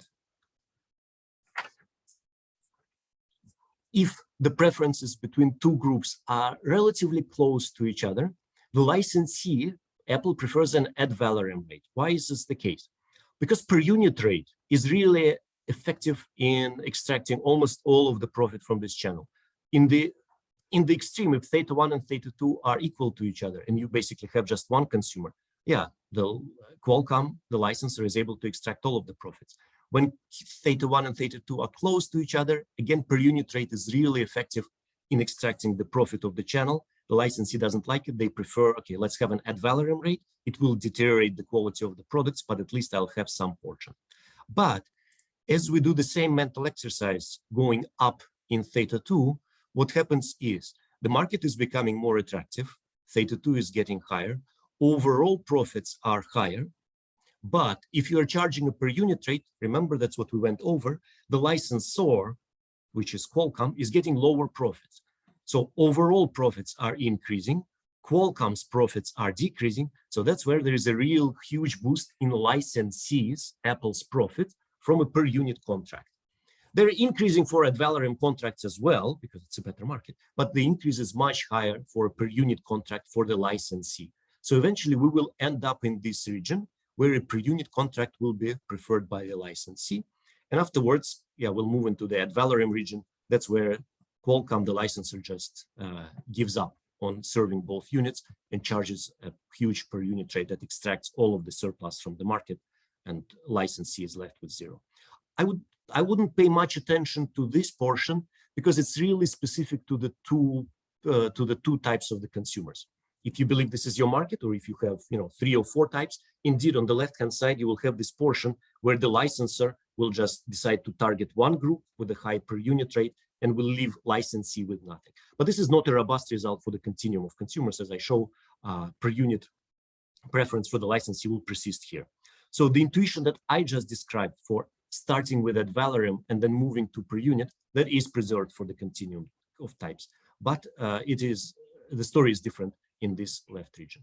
Yeah, Maxim, I was just going to say what you just said. I think whether it's the 2-type case or a continuum of types, I mean, I think it might be useful to just restrict the theta 2, theta 1 space to where product line makes sense, right? So if you have very high theta 2 and very low theta 1, anyway, you're not going to, the licensee is not going to want to have a product line. Right. Right. Indeed. So you could basically, I don't even discuss it, or no, I'm just saying the fact that you want to focus on the region where theta 2 minus theta 1 is not too large is really where you want to be. I mean, right. Right. Otherwise, indeed. Right. Yes, but for sure, yeah, I don't want to, yeah, and I'm not that interested in this here for 2 types, but when you get the continuum of types, then it's, then it's slightly different interpretation of what theta 1 and theta 2 are, because then it's a boundary. Yeah, so I think, yeah, I see what you're saying. Yes, and I agree. Right, for 2 types, you don't want to be here. The interpretation of theta 1 and theta 2 is slightly different when you have a continuum of types, because then then basically everything goes. So even if theta 2 is large and theta 1 is small, it is also realistic, because it just means that there is a big spread between your 2, within your community. Right. All right, and well, speaking about the continuum of types, so what I described previously, the intuition for 2 types, it's holding right here in this region where theta 1 and theta 2 are relatively close to each other. So the segment is relatively small. Consumers' preferences are relatively concentrated. You have this region that I label 5, where the licensee prefers ad valorem, the licensor prefers per unit. That's actually reversal of the order. So again, so here it will be Qualcomm who wants to have a per unit and Apple who wants to have ad valorem. Small region, but it's present. Region 4 is both parties are on the same page. They actually both want a per unit contract. Again, that's interesting and not what we observe in the reality. And what we do observe in reality is probably majority of the values here, where licensee now prefers per unit and the licensor prefers ad valorem. So here we have Qualcomm that wants to charge price based on the final price of the phone, and Apple that just wants to charge have a fixed price per unit. Don't have time to go over this region. It's kind of a quirky situation here with ad valorem. I was able to prove analytically the result that shows that the licensee would like to have a per unit contract everywhere here if the linear portion of the cost is absent. And I thought this would be the true for everything else. But then when I did numerical computations with the positive linear cost, so the linear portion of the cost C times Q, then this started popping up, and I have some intuition in the paper for why it is there. But it's a relatively small region. The majority of the situation is still in this per unit case. All right, so just to proceed a little bit, to push this issue further. So what are the licensors' issue in this world? What are the concerns? So per unit rate. Well, works fine, especially if the preferences of the 2 groups are aligned and they're close to each other. But when you do want to serve both groups, and where theta 1 and theta 2 are different, and you are targeting the low type consumers theta 1, you're foregoing a really large profit from the high type consumers, because you have to charge the same rate for whether it's a high end or low end product that is being served. Ad valorem rate allows for this price discrimination. Now you could collect different revenues from 2 different quality levels, but, and especially for larger ad valorem rates, there is this downward distortion of qualities that is undesirable. You are decreasing the overall profitability of a channel. Turns out that you can have a following solution, and that's what's happening in practice. Qualcomm is, while Tim Cook was complaining that they are basing their price on the final price of a product, in fact, it is capped. and at a relatively low value was 500, and then they decreased it even further. So you start with an ad valorem rate, and then you put a cap on the selling price to which it applies. So it's an ad valorem contract with a cap. So what is helpful here, right? It would restore the efficient quality of the high-end product, and that's what you're after. Because after a certain limit, Apple knows that, well, now they can innovate, they could invest in quality, and they're not going to pay more. So that releases their innovative spirits and allows them to capture, or seems to allow them to capture this excess profits. Where to set this cap?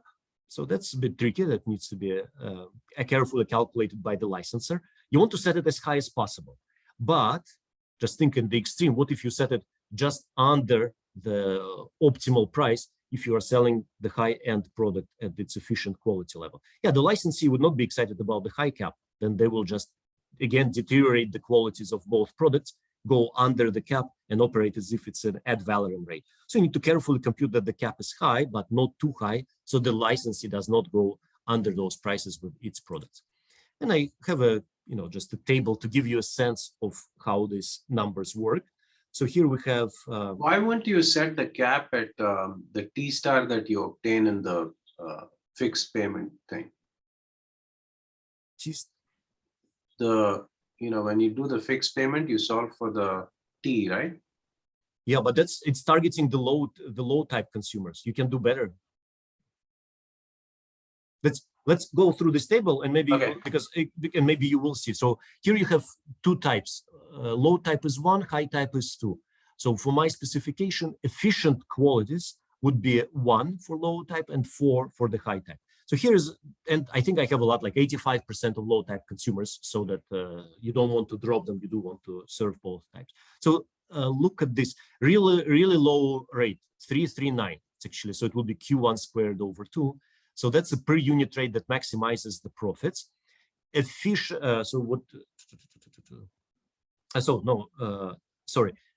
quality levels, of course, are equal to theta. So it's 1 and 2. The price, the maximum price you can ever expect from the high type is 4. But the quality levels would be 1 and 2 in the absence of asymmetric information. So here you see the deterioration of the quality of the low type product. So it's, instead of 1, it's 0.82. Efficient quality for the high type, relatively high price, giving some surplus to the high type consumers, and the profits of the two firms. Ad valorem rate. So here you're charging 50%.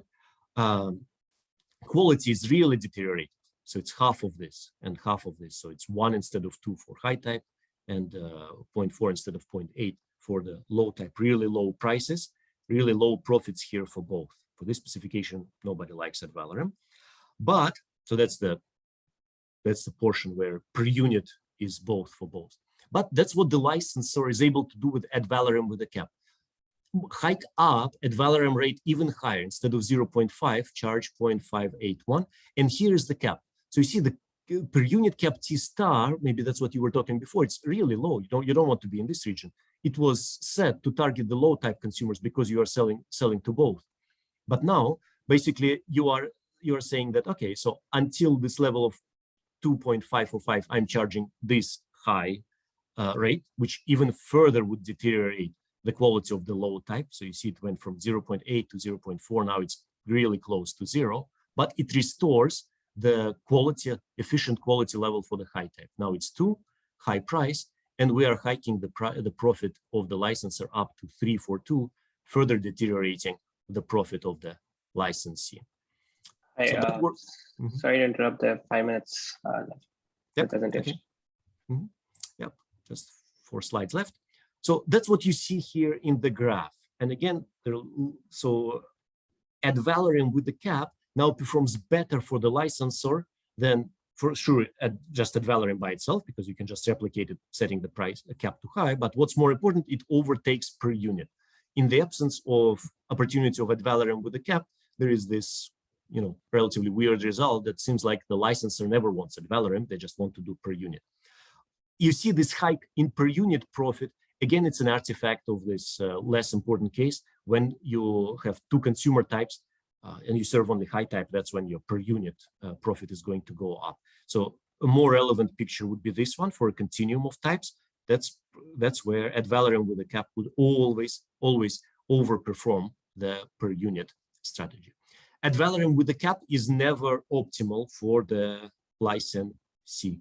So Apple should actually complain about the caps that Qualcomm is imposing. So on the surface, it seems like Qualcomm is trying to help out, like it's imposing a cap on its phone. But turns out from this model that actually no, Apple is hurt by ad valorem rates with a cap, and the licensor is the one who really likes them.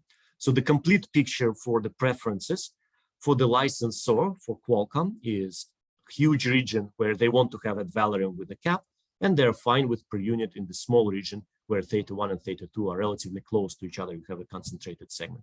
The licensee, their preferences remain the same as shown a few slides before, where they're just choosing between ad valorem and per unit. There's this little region where both of them prefer per unit, but for most of the parameters, indeed, we confirm that Apple would like to have a per unit agreement, while Qualcomm is happy with ad valorem with a cap, and it seems like Qualcomm is winning because they are the ones who are able to charge that work with this arrangement. So in terms of further directions in this with this model, so this presentation involved take it or leave it offer on behalf of the licensor. But again, in the last 5-7 years, you see these tensions brewing about discontent of a whole bunch of licensees who do have to pay the percent of the final price of the product. So in 2015, and maybe that's what's encouraged Apple to go after this issue, the Institute of Electrical and Electronics Engineers actually updated the patent policy to recommend that a reasonable rate for a patent should be based on the smallest saleable compliant implementation that practices an essential patent claim, basically supporting per unit agreements. It still specifies that parties are free to negotiate terms that are agreeable to both, but suggests doing it on per unit terms. So if indeed this issue becomes more contentious and there are possible litigations, so that the power of the licensors in these negotiations is going further away, and they're afraid that there would be a lawsuit about the type of the rates that they set, then there might be an interesting extension of this model to say, okay, so what would be the outcome under per unit rate, which is preferred by the licensee? Can we replicate this for the licensee using an ad valorem agreement, or maybe ad valorem with a cap, and maybe the profits for the licensor would be higher than their profits under per unit rate? So they still could mutually agree to the ad valorem rate, but it's not the ad valorem rate which is the optimal for the licensor. It's the one that would match the per unit rate outcome for the licensee, and it could be better for both parties. So this might be possible, or we could use this model to do that. Another important consideration is that, well, Qualcomm is not the only patent holder in the supply chain for smartphone values, for smartphones. In 2016, there were 29 licensors, so you have to have multiple contracts with them.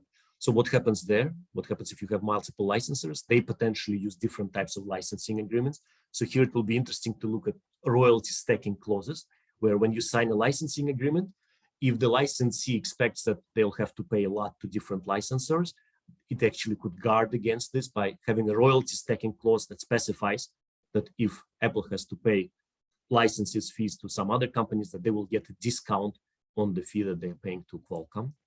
And finally, and one of the complaints of people on the side of Qualcomm is that, well, if you make us do the per unit rates instead of ad valorem, that would suffocate our innovation efforts. And the fact that Qualcomm is constantly innovating in its modem chips, that's what's helping the whole chain. And we need to continue basically having ad valorem agreements to innovate. So if one includes in the beginning of this game the innovation effort of the licensor, investment in quality, that could be interesting as well. All right, so that's it. Thank you very much.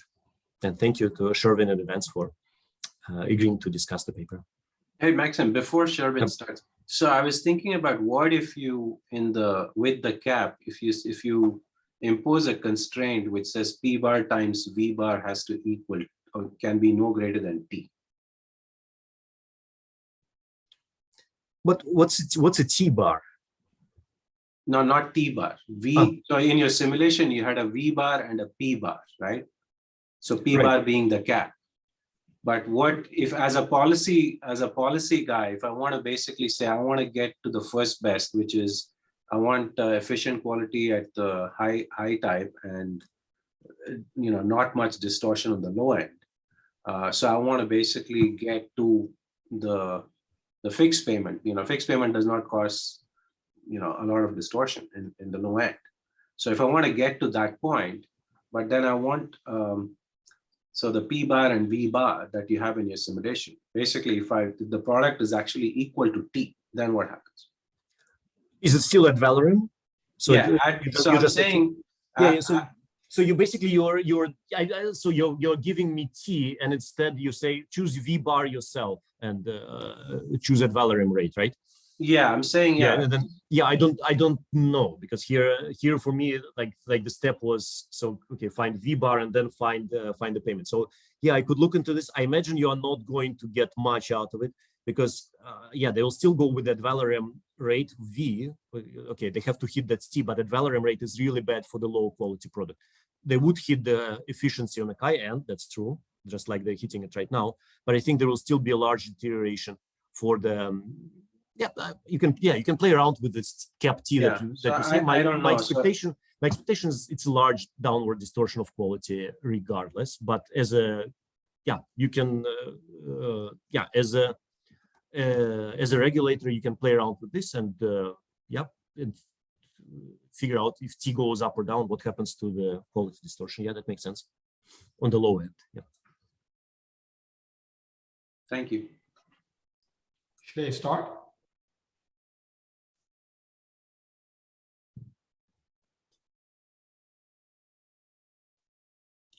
Can you see my screen? Yep. Perfect. Okay, let me move this one down. Okay. Okay, hello everyone. My name is Shervin Cherokee-Tarani from UTD. It's my great pleasure to discuss this paper by Maxim on licensing mechanisms for product line. So the way I want to discuss this paper is the way that I learn product line literature, especially theory papers, when I was a PhD student, and why this paper is interesting for me. The first point is this paper is a complete paper, a theory paper, 91 pages. The author did a great job to whatever he wants to answer. Yes, there are other mechanisms, issues that hopefully we can write new papers to address them. But for the current research question, the author did a good job to achieve to answer the research question. Okay, so I think my was word. Okay, so the way I learn product line is mentioned by some of the papers in the paper, cited in the paper, is when you have when you want to write a theory model on product line.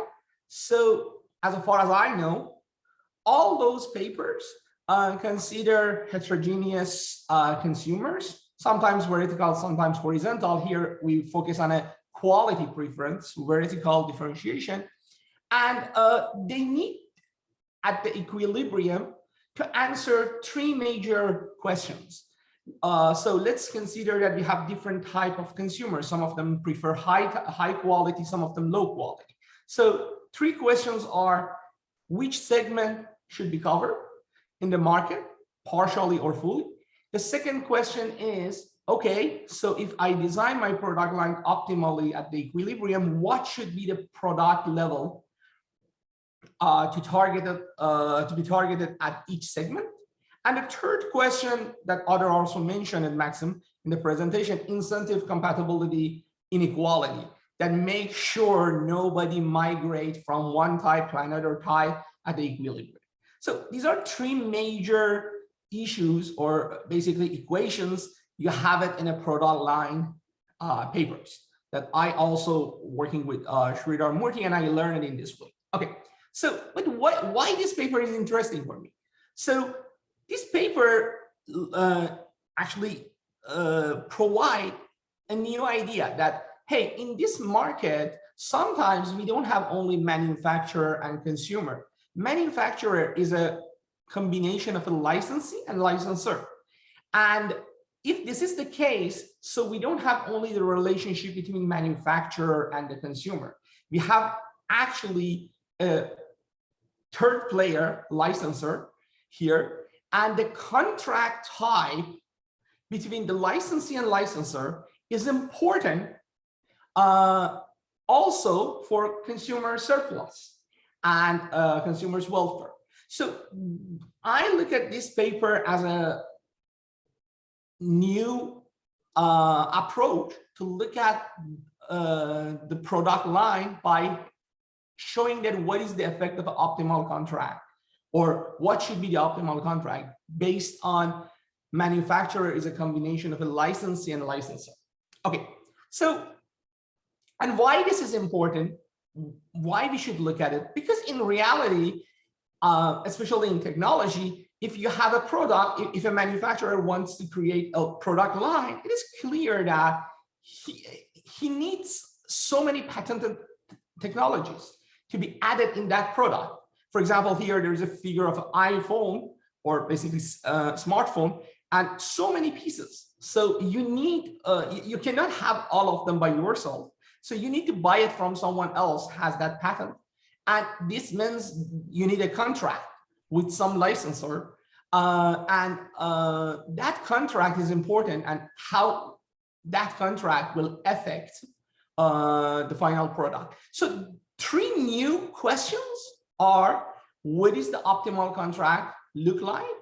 And what is the effect of a contract type, especially if you consider the quality as a source of differentiation here, vertical differentiation, what will be the effect on final quality? And finally, the preference of licensee and licensors on contract type is important. Maybe there is some asymmetry sometimes in the market. So I'm not going to spend that much time on this slide because already Maxim explained the Apple Qualcomm tension, but I just want to add that this is not the only case. I search on internet and I find so many of these type of legal issues here. But this is the summary of the paper. So you have iPhone, you need a modem chip inside your iPhone, but this comes from Qualcomm, and so now Apple needs to make a contract with Qualcomm to use that chip inside the iPhone. And as Maxim mentioned, iPhone has several different versions. So the contract type here is important, that we have a per unit and ad valorem contract, and that will affect the final product quality. Because of that, the price will be a function of the contract type and will affect the consumer welfare. So the model that I'm not going to explain the details, already Maxim did it. So you can think about it as on top of the classic product line papers that we have, choosing the quality for different segment and target consumers, we have an earlier stage that is basically the contract case between licensor and licensee. And again, per unit, as mentioned here, is you only charge a fixed fee for each unit, but ad valorem is the one that actually you can charge a proportion of the final product based on that. Okay, so I'm not going to, as I said, I think the paper for this research question is a complete paper, did a lot to cover all the cases, discrete spectrum of consumers, continuous heterogeneity. Okay, so what I like in this paper is first provide at the equilibrium level, what is the effect of a contract on quality? So per unit almost has no negative effect on quality, and ad valorem lead to lower quality levels. And this effect is higher if we have some cap inside ad valorem contract. The second one, the second set of results we have in this paper is who prefers what type of contract, which is important between licensee and licensor. And the author shows that the preference is a function of basically the level of dispersion between among consumers. So the interesting part is maybe the middle part, that we have the second bullet point, that if intermediate dispersion we have here, so there is no, all parties prefer per unit contract form. But if it is a small or large dispersion, so there is an asymmetric preference about the type of the final contract in the market. And basically there is a disagreement here between licensee and licensor to choose the final form of the contract between per unit and ad valorem contract. Okay, I don't have that much time. Just quickly for some comment and future research ideas. So whatever I am going to show you is not something that I think authors should add it in this paper. I said it is already complete draft, I think. But I look at this paper as if you look at the chat box, Nanda also mentioned about retailing industry. And when I read this paper, I remember that, early 1970s and 1970s and 1980s, we have some papers about how we can design the optimal channel, like between manufacturer and retailer. And later in 1990s and maybe 2000, we have new papers show that there are some real practical issues, constraint between manufacturer and retailer. We can add it into the contract. And what is the effect on consumers? I look at this paper as early papers on a retailer and manufacturer relationship that provide us a framework that how we can model this relationship between licensee and licensor and following product line design. But now there are some more legal issues we can add it into the contract. For example, in a retailing industry, we have the maximum price, minimum price. We have the service, the level of the service you want to provide to consumers. These are all can be added into the contract and will change the equilibrium and the optimal form of the contract in practice. So let's look at some of the features we can add it here. I'm going to list some of them quickly that Maxim also mentioned some of them. One of them is basically exclusive license. Yes. Sorry, just 1 minute left. Sorry. Sure. Oh, okay. So we have exclusive licenses case. So another one that Maxim also mentioned it, bargaining power, B2B. Here there is no there is a one bargaining type. Maybe there are more. And actually, as Maxim mentioned, Qualcomm provide lots of basically pieces for lots of different manufacturers. Also, innovation is important. I think ad valorem maybe increase the chance of investment on a product, higher product quality. This will be an interesting thing to be investigate in a new model. Also, I close my comment with some legal cases, especially the recent M1 chip by Apple and the comment that Ram talked about it, about compatible product. So Apple recently decided to provide MacBook with M1 chip that is sort of a product by Mac rather than Intel chip. And this is important because when you are going to get a license from someone else in a long run, you can provide your own product and basically you create sort of the licensor face some new competition. And these are the things that we can add up to the model as a new constraint in the contract and see what is the following effects on consumers, welfare, consumer surplus, and also the optimal contract part. So I think I don't have time. I'm going to stop here and thank you again. I liked when I read the paper. Thanks, Sharon. Oh, here.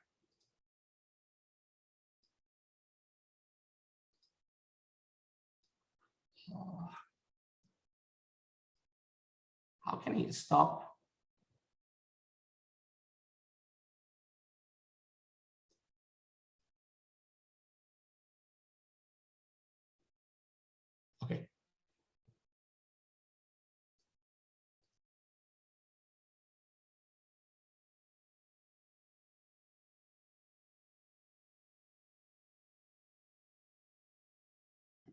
Are you able to hear me? I just want to check if, can I get a, Yes. okay, perfect, perfect. Let me just hide this here. Okay, well, I want to thank the BAS conference for choosing or allowing me to present my work here. And I want to thank the discussant ahead of time for agreeing to discuss my paper. And so just to set things up, I want to start by with this figure here. And what I'm showing you here is the distribution of tips that are paid within yellow taxi cabs in New York City. And there's some things that are peculiar about this particular figure here. And so on the horizontal axis, that shows you the tip as a fraction of the fare. And then the vertical axis essentially shows you the share of people who tip a particular tip rate, right? And also another thing to notice about this figure here is that initially what passengers saw at the end of the ride when they were about to pay for the fare was a suggestion of tips, right? And so initially it was 15, 20, and then 25%. That later on changed to 20, 25, and then 30%, right? The first thing that I wanted you to notice here is look at the share of people who are tipping zero, right? That's less than 3% of passengers, right? And so, you know, one of the things that should come to our mind here is, you know, predictions from a neoclassical economic decision making model would suggest that people are self-interested, you know, and they're rational. And so once you've been told, you know, exactly how much your bill or your fare is, you know, you should just pay that and not give the driver extra money. And so it's a little bit curious that we're seeing that more than 97% of passengers here actually do leave a tip. Secondly, you know, if being economical is equivalent to being rational, then, you know, consumers should not be influenced by the suggested options, right? And so, you know, whether you show them the options or not, you know, they should be able to figure out what they want to do. But, you know, as I showed you earlier, when you change the menu options, the distribution changes quite dramatically, right? And so just to reiterate from the facts that we noticed from the very first figure that I showed you, is that over 97% of taxi passengers do pay a tip. About 50 to 60% of passengers actually choose and are influenced by the defaults, right? And so in the earlier menu, when 15% was taken away from the menu, the share of passengers who chose 15% as a tip decreased by 87%. And the share at 30%, right, when it was introduced as a default tip option, actually increased tips at 30% by 800%, right? After 30% was introduced. So definitely, you know, these menus do have an effect on the choices that consumers make, and the fact that consumers are choosing to pay this tip, which is beyond what is actually expected of them, suggests that there is a norm that people are adhering to. Right. And so what are the research questions that we're going to talk about today? I want you to think of 3 questions. I'm going to go through 3 questions today. And the first one is, how do social norms and menus impact consumers' behavioral choices? Right. So we saw empirical evidence that I showed you earlier. So how do these norms and the menus impact consumer behavioral choices? And because consumers have these biases, we're going to ask the question of, you know, to what extent can firms actually design menus or exploit these biases, such as adherence to social norms, profitably for their firms, right? And then the third question that we're going to go into is, you know, what are the welfare implications of norm conformity and then these default menus, right? So clearly it does impact consumers, but it also impacts the profits that firms make. And so the very final question that we're going to focus on is the welfare implications of norm conformity and default menus. So I'm gonna pause here if anybody has a quick question before I move on. But these are the three questions that we're going to focus on. Okay, perfect.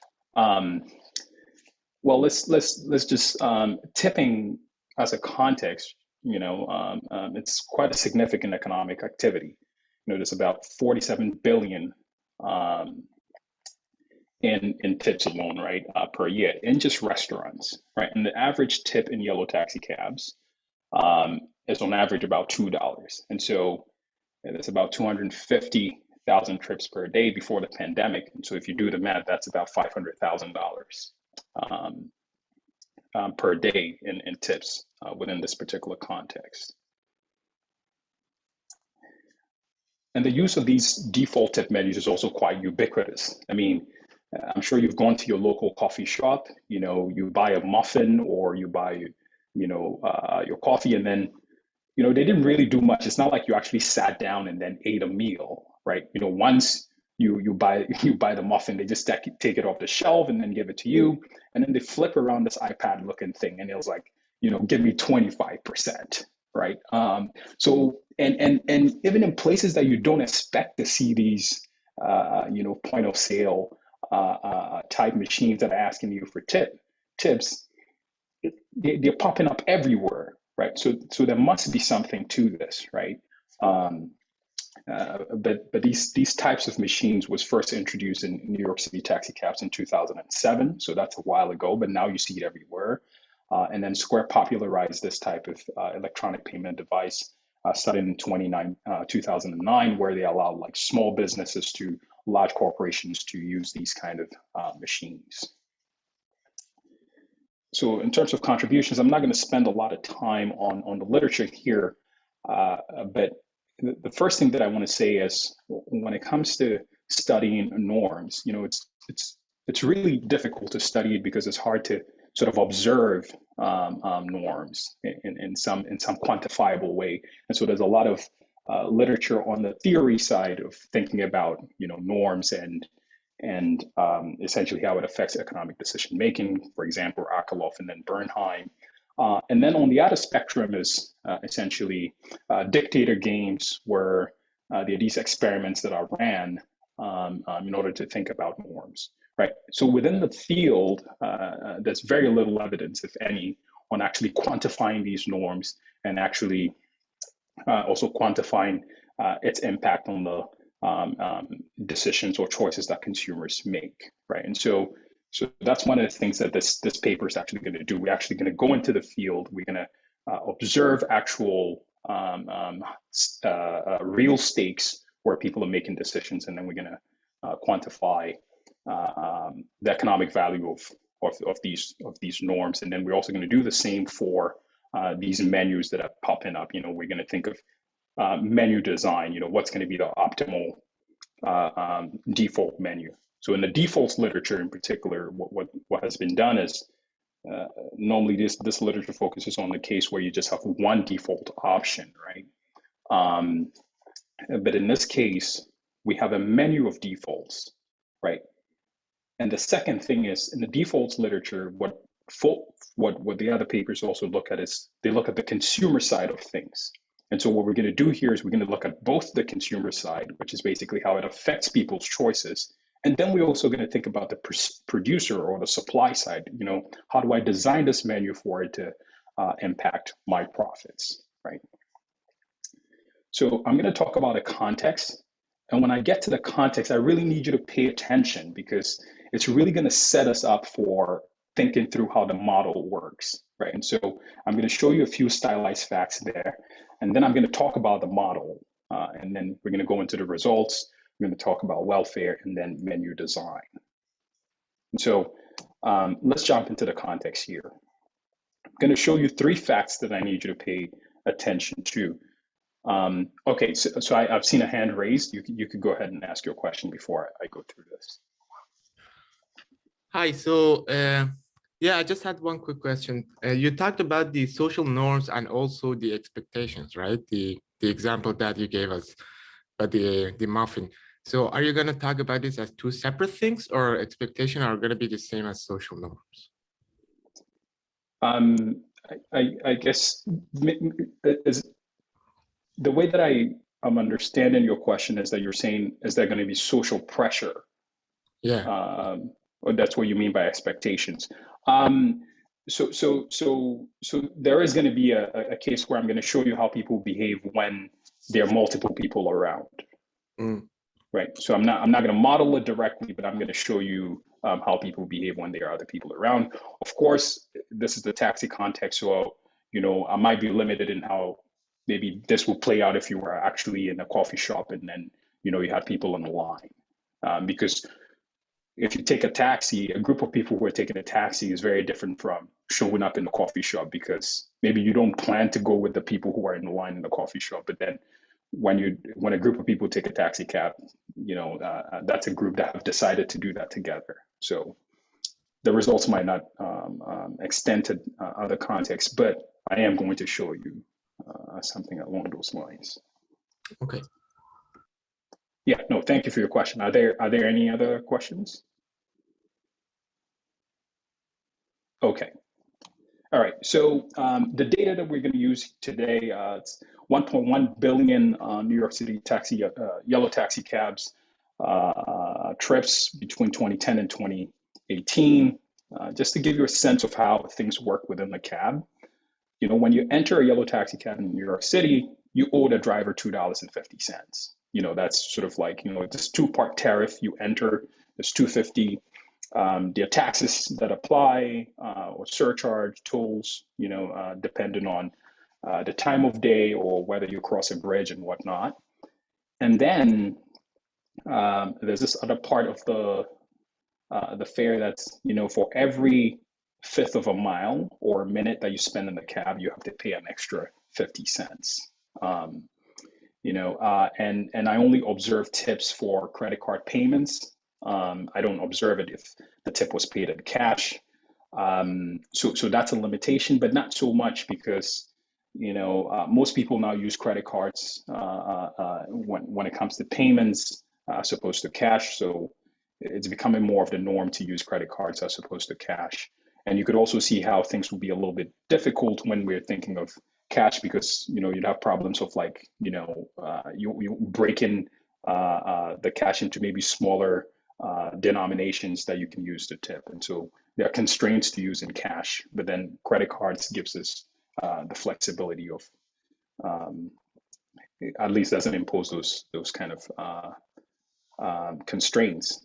And what I also observed within this period of time is that I observed 3 different default menus, right? So you can think of the fact that if we believe that the menu options actually informs people about what the norm is or what the right thing to do is, then when you shift these menu options, it can actually affect people's, what people believe to be the right thing, right? And you can also think of the case where, if I just show you just one option, if I just showed you 20%, that could actually increase conformity, because people are like, okay, you showed me just 20%, and so, that's just the right thing to do.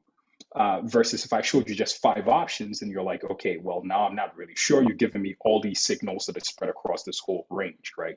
So you can imagine how that would also impact people. So narrow versus wide, or low versus high, all these things might matter in how people make their decisions. And it might also matter for firm profits, right? And so both the supply and demand side are affected by the type of or the design of the menu. Okay, so these are just some summary stats just to get us acquainted with the context and then with the data that we're dealing with. Here, I'm going to choose trips from 2014, where the menu showed 20, 25, and then 30% as the default options. And so the average tip was about $2.15. The average fare is almost $12. And then the tip rate here, which is just the tip divided by the fare. So the tip rate was on average almost 19%, right? So 18.71%. Almost 50% of, almost 60% of passengers actually choose the menu options, right? And then the share of zeros, or people who tip, who do not leave any tips, is about 2%. I should say that it's not necessarily, it might actually be lower because people who sometimes do pay for the trip using a credit card might actually pay for the tip using cash. So this, the share of people living at zero might be lower than what we actually observe here, suggesting that almost everybody actually follows this norm of tipping. And of course, you can also think that people use different heuristics to compute the tip that they want to give, and then sort of rounding up or rounding down might be one of the ways that people figure out how much they want to give. And so the share of round number tips that I observed, and what I mean by that is people gave, let's say, $1 or $2 or $3 as opposed to $1 and some change. It's about 36%, and then the number of passengers on board is about 1.22 people, right? So there are cases where we have more than one person within the cab. Okay, so I'm going to need you to really pay attention to these three facts that I'm going to show you, right? And this is the very first one. What I'm showing you here is that the tip rate is decreasing as the fare is increasing, right? So the tip, and the way I want you to think about this is, imagine that in your mind you have 20% as the right amount to give. Well, the trade-off that you are engaged in here is, you can give 20% of the fare to the driver, or you can keep it for yourself for, let's say, lunch later on. Well, when the fare is only $10, it's $2, and maybe you don't care so much. You're like, you know what, I'm going to give you $2. But then when the fare hits $100, then that's your lunch money. So you're like, okay, no, I'm not giving you $20. I'm actually going to give you $10, right?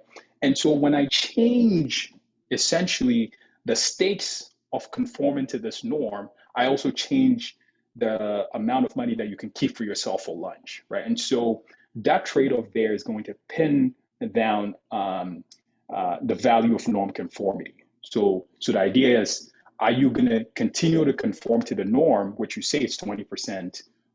When are you more likely to conform to the norm?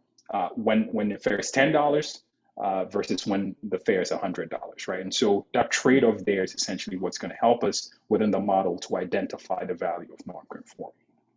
So that's the first fact. Now let's think about, whether you're going to choose to follow the options that I'm going to suggest to you, or whether you're going to choose to opt out of the options and do your own computation, right? And so what I'm showing you here is a second fact. The share of passengers who actually choose any one of those options that are shown during payment is decreasing in the level of the fare. Again, a similar idea. The option that is suggested is 25%. When the fare is only $10, you don't mind so much. You're like, okay, instead of actually opting out of this menu and actually figuring out what I want to do, it's not a big deal. I'm just going to go with the options. But again, when the fare is really high, you're like, okay, no. If I stick with 25%, that's way too high. So I'm actually going to opt out and then do what I want. One thing that I want to say is, we know that the lowest option here is 20%. More than 85% of passengers, when they opt out of the menu, tip a rate that's lower than 20%. So that's important to notice. Okay, so what does this stylized fact do for us? Well, it suggests that passengers who select these default tips versus those who don't is going to identify what I'm going to call the menu opt-out cost, right? Because when you opt out, then you have to figure out what you have to do, and that's what I'm going to call opt-out cost. I'm going to say more about that formalize that when we get to the model. Now, this third fact is also important, and that's again related to this opt-out cost, because in the model that I'm going to show you, I'm going to write the model down and say that people think about tips in terms of rates, right? So it's like, what percent of the fare do you give is how passengers or consumers are going to think about tipping here. Well, then that has implications. If we believe that people generally think about tipping as a rate, then it's much easier to compute or do percent to dollar conversions when the bill is a multiple of 10. Right? So what I'm showing you here is I'm showing you cases where the bill is a multiple of 10, and essentially just a 50-cent radius around that, right? The fares increase by 50 cents, right? So we can look at $9.50, $10, and then $10.50. If it's the case that it's easier to do percent to dollar conversions for fares that are multiple of 10, then people should be less likely to use the defaults when the fare is a multiple of 10. And this figure essentially shows that, you know, for $10 and then $20, this is pretty much the case, somewhat at $40, but, you know, it's not significantly different from $40.50, right? And so this is going to allow us to essentially find that the default rate, right, is decreasing when the percent to dollar conversions are easier to calculate, and it's going to identify differences in the burden of computation, right? So when it's easier to do the computation, this figure essentially is going to help us to identify, you know, how much does that burden reduce when it's actually easier to do the computation. So these are the three stylized facts, and this is how it's going to allow us to identify the relevant parameters within the model that I'm going to go through. So at least if you capture these three facts and you don't even get the model, you should at least have, these are the components that I want you to have in mind, because the model is not going to be different at all. So I'm going to pause here if there are any questions, and then I'm going to go through the model. So the model will add what insight beyond what you just gave us based on the summary sort of analysis of the data?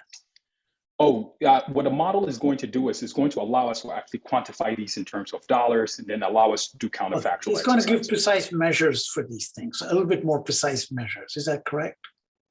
Or is it going to adjust for some other variables that could be confounds or something like that? Or Well, I mean, essentially what the model is going to allow us to do beyond what I've just shown you is think about the counterfactuals that we're talking about. So if people are biased in terms of like they follow norms and then they're also influenced by these menus, then we need a model to be able to figure out what is the optimal menu. Like if the you know, so that's what the model is going to help us do. Thinking about designing menus and how norms also affect. Yeah, but then the whole intuition is just based in these three stylized facts that I just showed you. I got it. Thank you. Okay, perfect. Okay, now let's jump into the model proper. The model is going to have three components, right? People value intrinsic utility, in this case, consumption. You would rather save money for yourself than give it to the driver, right? Or pay a tip. The second part is what I'm going to call the norm deviation cost. Right, and the idea here is that people face a psychic cost. You know, you feel shame or guilt. You know, you don't want to look like a cheapskate. And so you would rather tip, right? And so that's what I call the norm deviation cost. When you don't tip, you kind of feel guilty about that action. So that's going to be the norm deviation cost. And then the third component is going to be the menu opt-out cost, right? Opting out of the defaults to compute a non-menu tip requires expend an effort, because if you don't go with the options, then now you have to, if you decide, okay, 18% of the amount that I want to give, you have to figure out a way to estimate that amount. You might not pin it down exactly, but you have to figure out exactly what you're going to do. And so those are the three components of the model. Now let's put the structure on these components. Okay. Well, even before that, no, I was ahead of myself. Now let's think of what the norm is, because we have to define that. That's important. The way to think about this model is that each one of us right here has what I call the personal ethical ideal, right? And that's cap TI. It's a percent of the fare. And so cap TI is equal to tau plus epsilon I. The way to think about cap TI is the following. There is some social norm, everybody thinks that, let's say 20% or 18% is the right thing that you should do. But based on, the fare, the trip that you took, maybe the driver was really nice. Maybe you think of yourself as this really generous guy. So you want to be a guy who gives 22%, right? And so that's what cap TI is. And so here, warm, glow, and all other motivations don't really matter, or it's really baked into this epsilon I, into this epsilon I component here. So really what we're thinking here is basically we have that Ram. If you don't mind, maybe I'll just pick on you here. I'll just use you as my example. So Ram in his mind says that I'm a really generous guy, and I want to give. I know people normally give 20%, but I'm a guy who gives 25%. So that's what cap TI is, right? But then the social norm here is going to be essentially, if you take the distribution of cap TI within the population, the mean of that distribution is what we're going to define as the social norm, right? So that's how we're going to define the social norm here. But this social norm, as we said earlier, can depend on the defaults that I show Ram or the context within which he finds himself, right? May I ask a question about this, if you don't mind? Since Yes, you use of me course. as the exemplar. So the thing is, I understand this. So the question is not about itself. It's a question of about modeling this. So tips can be thought of as incentive payments for some service dimension, and that can have a fixed and variable component. So that, Totally. and that would also inherit, not quite isomorphic, but it inherits some of these properties, which is that the fixed component is very valuable regardless of the trip length. And then the variable component is valuable, like the smell inside the car, depending on the length. And that would account for the nonlinear tipping as opposed to a percentage. Yeah, So no, there's an that's alternative cost specification that doesn't depend on psychic cost, but it is a sort of a component of service still.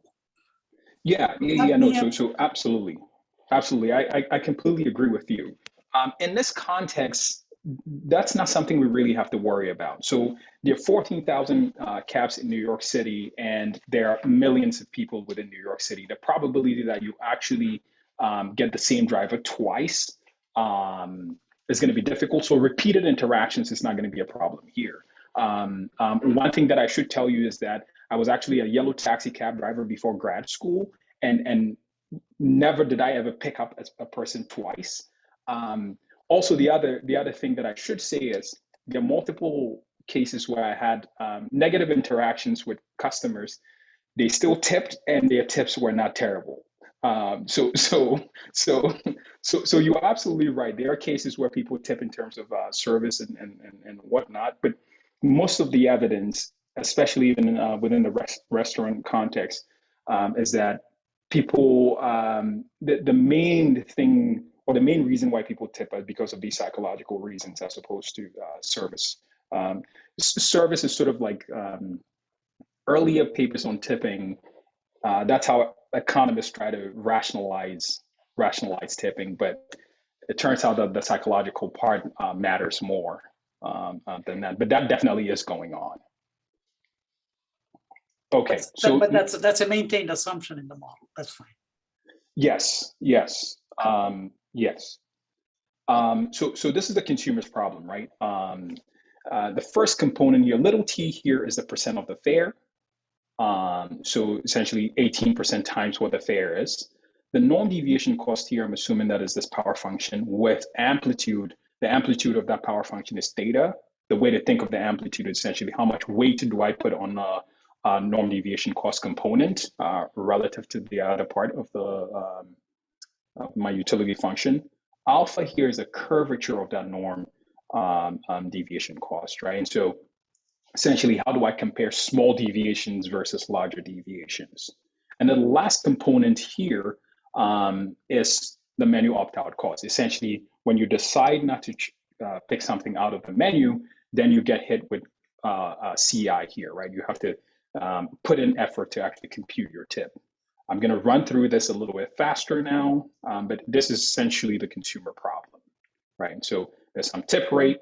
If you don't tip cap T, if you tip something lower than that, you get hit with the norm deviation cost, and then there's a menu opt-out cost component here. Okay. Now let's think about the first order condition. Assume that for expositional purposes, assume that alpha is equal to 2. Then you get this equation here. So your optimal tip here is equal to what the norm is minus some coefficient times the fare plus epsilon I, right? And so if you remember, tau here plus epsilon I is your ethical ideal, right? And so you should also see that the tip here is decreasing in the fare if you look closely at this equation, which is what we saw in the first stylized fact that I showed you. And so here, variation in the fare is essentially going to pin down theta, right? And that's the parameter that matters for norm conformity. Well, I think I already mentioned this.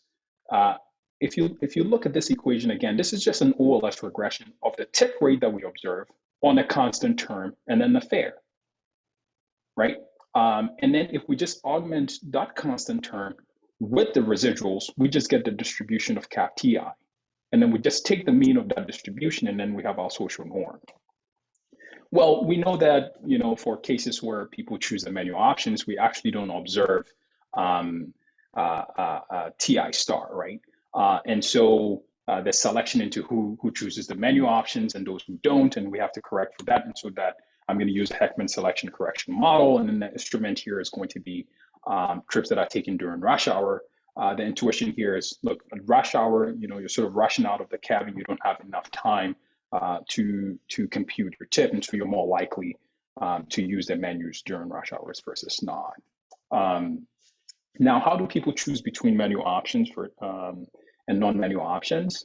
Well, here you basically choose a non-menu tip if the benefit of doing so is more than the cost involved, right? But that gives us a very interesting, or at least for me, a very clear way of how people are behaving.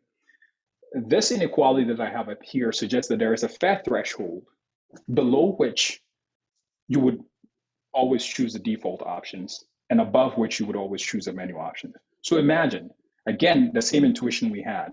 If you go into a restaurant, your bill is only $10, you always use the menu options, you don't care. But when the bill is $100, you're like, no, I'm not giving you 20%. I'm not giving you $20. I'm going to give you 15. So you move away from that option. So that's the intuition that you should get from the math that we've written here. So everyone has this threshold sort of in their mind, and it's like, you know what, if the fare is really high, then I don't do the calculation. Then I do the calculation. If the fare is low, then I don't. Okay, for menu opt-out costs, let's put a little bit more structure on it here. I'm going to assume that CI here is equal to gamma multiplied by kappa I. Kappa I here is sort of your expected fixed cost of doing the computation. So you're like, okay, if I opt out of this menu, I believe that is, you know, it's going to be this difficult to do it, which is kappa I, right? But gamma here is going to capture sort of how easy is it to do the computation if, let's say, the fare is a multiple of 10, and I showed you that stylized fact earlier. Of course, if you decide to tip 0, then there's no cost of doing that, right? And so that's the structure that we're going to put on opt-out cost here. So how do I estimate kappa and then this gamma parameters? Well, we're going to estimate it using similar to the method of moments, where the moments here are going to be the share of people who choose, the share of people that we observe at, you know, the different tip rates. Okay, let's go through the results. I find that tau here, which remember that's the social norm, it's 20.65. Notice this is not coming from the fact that, you know, a lot of people actually choose the 20% options, because remember, we're actually estimating this not using people at the menu options, right? So this is not an artifact of the data. Data here, I'm going to explain what that means. Curvature here, we find that it's 2.01. That suggests that it's convex. Norm deviation cost is convex in the percentage deviation between what you believe to be the right thing and what you actually do. The average opt-out cost here is about 92 cents. And then gamma here is 0.05. What that means is that the burden of computation actually reduces by almost a factor of 18 when percent to dollar conversions are easier to do. And so let's just put these things in perspective. So in perspective, this is just the distribution of cap TI. Interesting thing here is that, you know, it's bimodal, right? And so sort of the two modes here is that at 15% and then at 20%. So if you thought that there were types of people, you had types who think that 15% is sort of like the norm, and then 20% is the norm. What does the parameters mean? So a 5 percentage point deviation from what you believe to be the right thing would come at a cost of 32 cents. A 10 percentage point deviation from what you believe to be the norm would come at $1.27. And this is a model fit here. So our model is doing pretty well in terms of explaining the data that we observe. You know, how does the norm and norm conformity depend on the default menu options and then the context of decision making? I'm going to skip to the second part, the context of decision making, because we had a question there. All I'm going to say for the menu options is the following, because time is running out. This is what happens, right? Now let's think of the context of decision making. People tend to actually, the norm is actually higher during New Year's, during Thanksgiving, and during Christmas. What does this suggest? Well, this suggests that during the gift giving season, you can imagine that people feel the need to be more generous during the gift giving season. And so that would also increase the theta parameter here, which is norm conformity. So people expect to give more, and also norm conformity is much higher. People also expect of them to do that. Sorry, that was Siri on my phone. Okay, so people tend to be more generous. The level of the norm is much higher during the gift giving season, and then norm conformity is also much higher. Same is true during snow and rain. But then when you have other people in the ride, actually the norm is much lower, and the norm conformity is also lower. The way that I think about this is, look, if you have a bunch of people in the cab, now people can actually sort of not take that whole blame. They can say that, okay, you know what, we're four in this cab. I don't have to be the only one who looks bad. So it's like, you know what, I don't care, because the driver doesn't get to blame just me directly, right? And so actually the level of the norm is much lower, and then norm conformity is also much lower, because you can get away with it, because you don't get to be the only one who's blamed here. Okay, so with a few minutes, I think I have 6 minutes left. Now let's think about the welfare and then profits, and then the default menu design. Again, this is just going back to the model that I showed you here. Consumer surplus follows pretty directly. You know, this is the tip amount that you transfer to the driver, right? T times F, the norm deviation cost component, and then the cognitive cost, that's consumer surplus. Producer surplus is pretty straightforward. It's essentially the tip that goes to the driver, right? And so these are the components of welfare. So now let's ask these three questions. How does the design of the default tip menu impact the revenues that drivers receive, impacts consumer utility from tipping, and overall welfare, right? So now we're going to take both supply, we're going to see how it affects supply, how it affects demand, and then how it affects those two groups together. So this is the money figure here. This, if you understand this figure, I think we could just skip to the conclusion. So I'm going to spend the rest of the time on this figure, and if we get to the welfare slide, that's fine. But what's going on this figure? So this is a figure where we're saying, imagine a world where we only allow people, or the people who are designing the menu, to show only one option.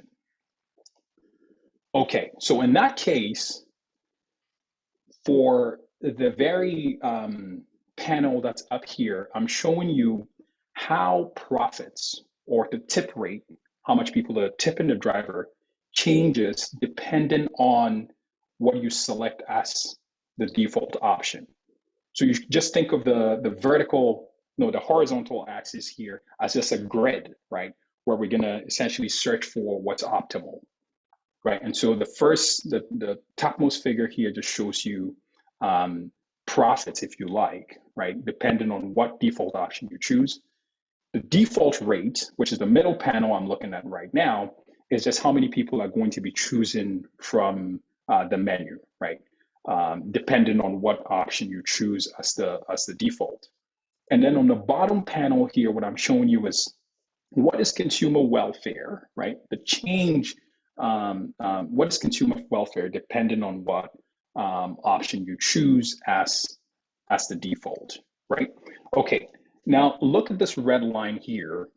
This red line suggests that choosing 22 as a default is what maximizes profits, right? If you look at this red curve here, it's sort of it's maximized at 22%. On the contrary, what increases consumer surplus the most is choosing 14% instead. And this is actually something that has already been found in the literature, because the literature mostly studies consumers, is essentially the optimal or the consumer welfare maximizing default is the default that increases the tip rate, the default rate the most. And so this this finding here is nothing new. It's actually already in the literature. But what we find here for the firm is what's new here. But even more important is, well, we know that 22 is what benefits the firm, 14 is what benefits consumers. Well, then what's the welfare maximizing default? I find that it's 17%. And so high options are good for firms, low options are good for consumers. But then if you want to make the world a better place, quote unquote, you have to be somewhere between these two bounds, between these two. Other thing that I want to point out also is, do realize that when you go below sort of this 14%, in fact 15%, it's actually worse for the firm, because this gray line here is what tip rate would be if you didn't show any menu. So there are actually certain options that is actually bad to show consumers. So actually designing your menu properly really matters, because it might matter for you actually losing money, right? Or losing on profits. So this, I think I would pause here. Last thing that I would just say about welfare is that the welfare maximizing, how many minutes do I have? I have 2. I would actually pause for questions, because I think what's in that welfare slide is similar to this figure here. So I'll pause here for questions for the next minute, or else I go to the summary slide. Okay, so main takeaway, what's good for consumers is different from what's good for producers, but what's good for everybody is sort of bounded between these two. I want you to take 3 things away from this talk. Is the following. The first thing that you should take away is that consumers' norm adherence motives actually have a significant economic consequence, right? We see that almost everybody conforms. Was more than 97% of people. The social norm that we estimated in this particular context is to tip at 20.65% of the taxi fare. And when you deviated from this norm, or what we call the ethical ideal norm, it actually came at a cost, which could be very high, right? Which was a 5 percentage point deviation, came at 32 cents. But because it's convex, a 10 percentage point deviation even comes at a much higher cost. That was $1.27, which is 10.7, almost 11% of the average taxi fare. Menu opt-out costs are also very high, right? So it's about 92 cents. But then these costs also vary. When it's easier to do the computation, then we can lower it by a factor of 18. And then the last point that I want you to take from this talk is that there's significant welfare and demand and supply side implications for the default menu design. You can actually hurt your business by showing the wrong options. You can increase profits by taking advantage of these biases. And also what's welfare maximizing lies between what's good for producers and what's good for consumers. Thank you. So I would end here. Let me stop sharing. Okay.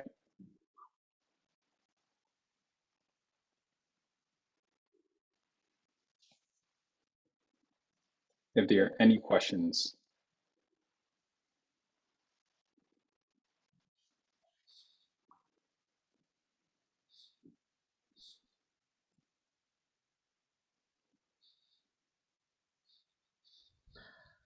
Okay, so if there are no questions, I will start with the discussion. I hope everybody's seeing my slides.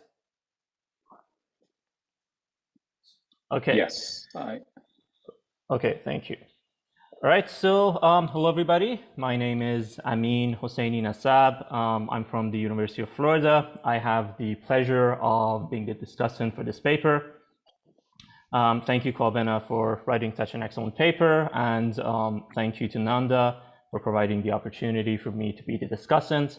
I have to say I'm not an expert in norm conformity, so whatever you're going to see is just going to be my best attempt at understanding these and analyzing everything. After Kalbena's presentation, I don't think there is a need for me to reintroduce the problem, but in order to conform to the norm of the conference, pun intended, I am going to Great, that's perfect. reintroduce what the context is. So in society, we have different social norms in different contexts, in different situations. You could always think growing up in school, some of the students set the norm of how you should dress, how you should behave, what are the cool things, and everybody wants to... I mean, just to interrupt, I think you're sharing the presenter view as opposed to full screen. Oh, am I? Let me fix this. Okay, is that fixed now? Yes. Okay, perfect. All right, so there are different social norm contexts. If you look at a more recent example, wearing a mask or not has turned into a political statement, even though you might want to wear a mask because you find it helps prevent, for example, COVID. Depending on your political stance, you might choose to not wear it because you want to conform to the norm, to the pressure that your political party is setting, or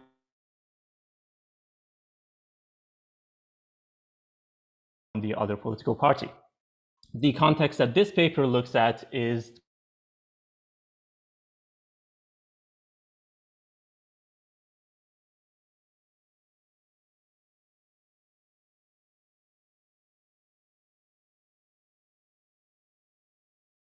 okay. Can you hear me now?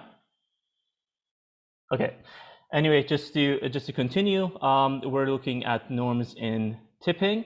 For example, when we're at a restaurant or when we're at a taxi, we feel that in addition to the price of service, we should pay, or we're expected to pay, a tip for the service. If it's a good service, we pay a higher tip. But even if we feel that the service is not up to standards, we still pay some amount. Looking at this demonstration here, this is a Titanic and it's sinking, and this gentleman here is thinking about how much they should tip. So there's definitely a social pressure or social norm that we feel as we must tip no matter what the situation.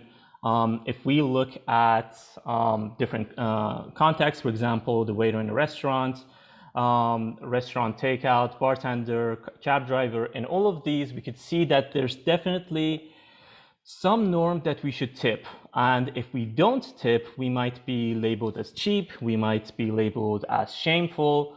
So in order to prevent people perceiving us as those as being shameful or cheap, we're going to pay a tip even though that costs us money. And again, that might not even depend on service. For example, if you look at the description here, even if the service is bad, never go below 15%. That's just what the norm is setting for you, not necessarily what you feel the waiter deserves. The problem-specific setting that this paper looks at is the NYC yellow cab industry. A customer takes a taxi to get from point A to B. After the ride, they have some decisions to make. First is the percentage of the total taxi fare he wants to tip the driver, and whether they're going to calculate that manually using some percentage in their mind, or they're going to calculate this based on some default menu options presented to them. That's some decisions that they have to make. So the objectives of the paper, from what I could see, is first they want to assess the trade-off between conforming to these norms in tipping and the personal choice of just not tipping and saving that cost. Assessing how the decision-making process of a customer works on choosing a default menu option or going to a non-menu tipping percentage and incurring the cost of taking the additional time of calculating that, doing the mathematical calculations in their head, etc. Another objective is to assess the effects of the default menu design. So I think this is a very significant one. If we want to maximize revenue, if we want to maximize social welfare, how should we design these menu options that people could choose? And lastly, assessing the welfare implications of these different trade-offs between adhering to the norm and conforming to the norm versus saving. These are the objectives. I think this is a very excellent paper. It's very well written, easy to read. It's working on a very important application, in my opinion. It's very prevalent and also relatable. This is not like a paper that we're talking about a company or something. It's a situation that I believe every one of us has experienced. We've been in a restaurant, we've had the dilemma, how much we should tip, should we tip based on service? How are we going to look if we tip low, things, etc. like that. And I always love those kinds of papers. And especially this helped me be the discussant for this paper because I could think of those situations myself. I'm a machine learning guy, so I definitely appreciate that the solution approach and the model are solid, and there is empirical evidence that it fits the data well. Coming up with that model and it's making sense theoretically, but also being able to fit the data well, I think that's very well done. Especially, I don't think estimating the parameters using the data available is straightforward, and I definitely appreciated how the author came up with these methods to get those estimations. I thought they were very smart and of course very sound. The paper has novel contributions in modeling this economic effect of these different menu options, of modeling norm conformity, and also in assessing different menu options. For example, I believe the literature only looks at single menu options, either 1%, but this paper extends it to multiple options. It has novel contributions, of course, in looking at welfare inside norm conformity. And also, I believe the results, the message of the paper, that these marketing implications are very intuitive and they're very easy to implement. If I'm a taxi driver and I want to get more tips, what I could do is just change my default options to what the paper is recommending. I don't need to do anything else. So it's very easy to implement, and I definitely appreciated that. To just give a very, this is a repeat of what Kalvena said, but again, customers are trying to maximize their utility. That utility is based on a number of costs. The taxi fare is not included in this term, and it wouldn't really change any of the assessments. But maybe for completeness, it's good to also include the taxi fare here. But the customers face different costs of taxi fare, the tip amount, the deviation from the norm, which is this one, and it's going to be polynomial in alpha, and also selecting a non-menu tip rate, which Robina explained wonderfully. So the way that I see it is looking at this ideal tip in the mind of customers on how it's defined. And this latent norm of what the tip should be, if I choose, for example, to tip this amount, then the model is saying that I'm going to be penalized, the norm conformity penalty is going to be this much. If I decide to tip lower, that's going to be, of course, larger, and this is increasing not linearly, but polynomially in alpha, and of course linearly in theta. And something that I was always thinking about when I was reading the paper is it the case that whatever I tip, I'm always feeling some amount of norm conformity penalty? Am I feeling guilt? Or is it that if I tip less than a certain amount, then I do feel guilty, but if I tip above the norm, the social norm that I believe exists, I feel that I'm generous? And I think there is a slight distinction here that it's no longer all about me as a customer losing money. It's also about how generous that I'm feeling. And maybe this would explain some of the results in people feeling more generous during the also, for example, when the fair rate goes up, we can see that all of these tip percentages are going lower and up until the higher rates from $40 above to about $300. They're staying relatively the same at about 16%. So this makes me think at these points, people don't really want to be generous. They just want to tip the amount that makes them not feel guilty. Whereas at any one of these amounts, there is some amount of guilt there. That's just one idea that I came up with. Some other comments. Of course, this is an empirical work. There's nobody expects it to be causal, but some of the results that we're looking at, for example, do people tip more during the holidays because they're feeling more generous, or maybe on New Year's Day, they're just more drunk and they feel to be wanting to be more generous. Do people tip less when the menu options are higher because they want to have a backlash, as the paper explains, or because they kind of calculate something in their head and then they round down or something? Or, for example, when we're looking at narrow versus wider menu options, it's not just an apples to apples comparison. The option percentages are also changing. So it's changing from 20 to 30% to 10 to % also. So it's not just about having a wider set, it's also about having those different options. Some possible extensions, I'm going to go through these very fast because I don't have much time. So the paper looks at the analysis generally looks at these min tip values. Maybe it's better to look at these distributional changes. Does the standard deviation also change? What would happen if we look at those distributions rather than just look at the means? As a machine learning guy, I always thought, are there other alternatives to estimate these model parameters? Is there anything other than the accuracy that I'm getting to confirm that this estimation is correct?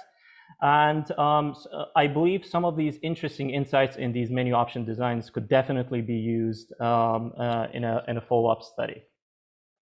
Lastly, I think some clarifications on the paper may help it to be better presented. For example, when I was reading the abstract, the paper said that we're going to use a billion number of transactions, and I was excited to see how they deal with that large number of data sets, again, as a machine learning guy. But then later I found out that the paper says we actually use a subset of the relevant data within that billion. So maybe that could be clarified a little bit there. A more precise definition of what the utility means. Why is it based on income? Why those different, for example, non-conformity is added? Is it missing something? Is there an error, etc. there? For example, what is the justification of using an exponential distribution for the menu opt-out cost parameters? And also, when we're calculating welfare, the welfare of the taxi cab driver is just the tip that it receives, whereas the welfare of the customer is the tip that they give, plus the cost of adhering to the norm, plus the cost of a menu opt-out options. So the customer always seems to have this negative welfare, and maybe comparing that to what the driver is getting could be clarified a little bit more. Also, there is this one small section of the paper which says there are some scenarios where the customers are constrained not to tip. I couldn't really think of where that would be relevant in terms of that happening. So maybe some clarifications there would definitely help clarify the paper. All right, thank you very much. Again, I really enjoyed reading this paper. It's a very excellent one, and thank you for allowing me to be the discussant. Thank you, Amin. Yeah, that was great. Yeah, I would love to have your slides if you don't mind. Yeah, I would definitely send them to you, of course. Okay. Well, and thank you, everyone. I don't know if anybody has any questions. If not, then. Thank you, guys. So we'll meet up after lunch. Thanks, Amin.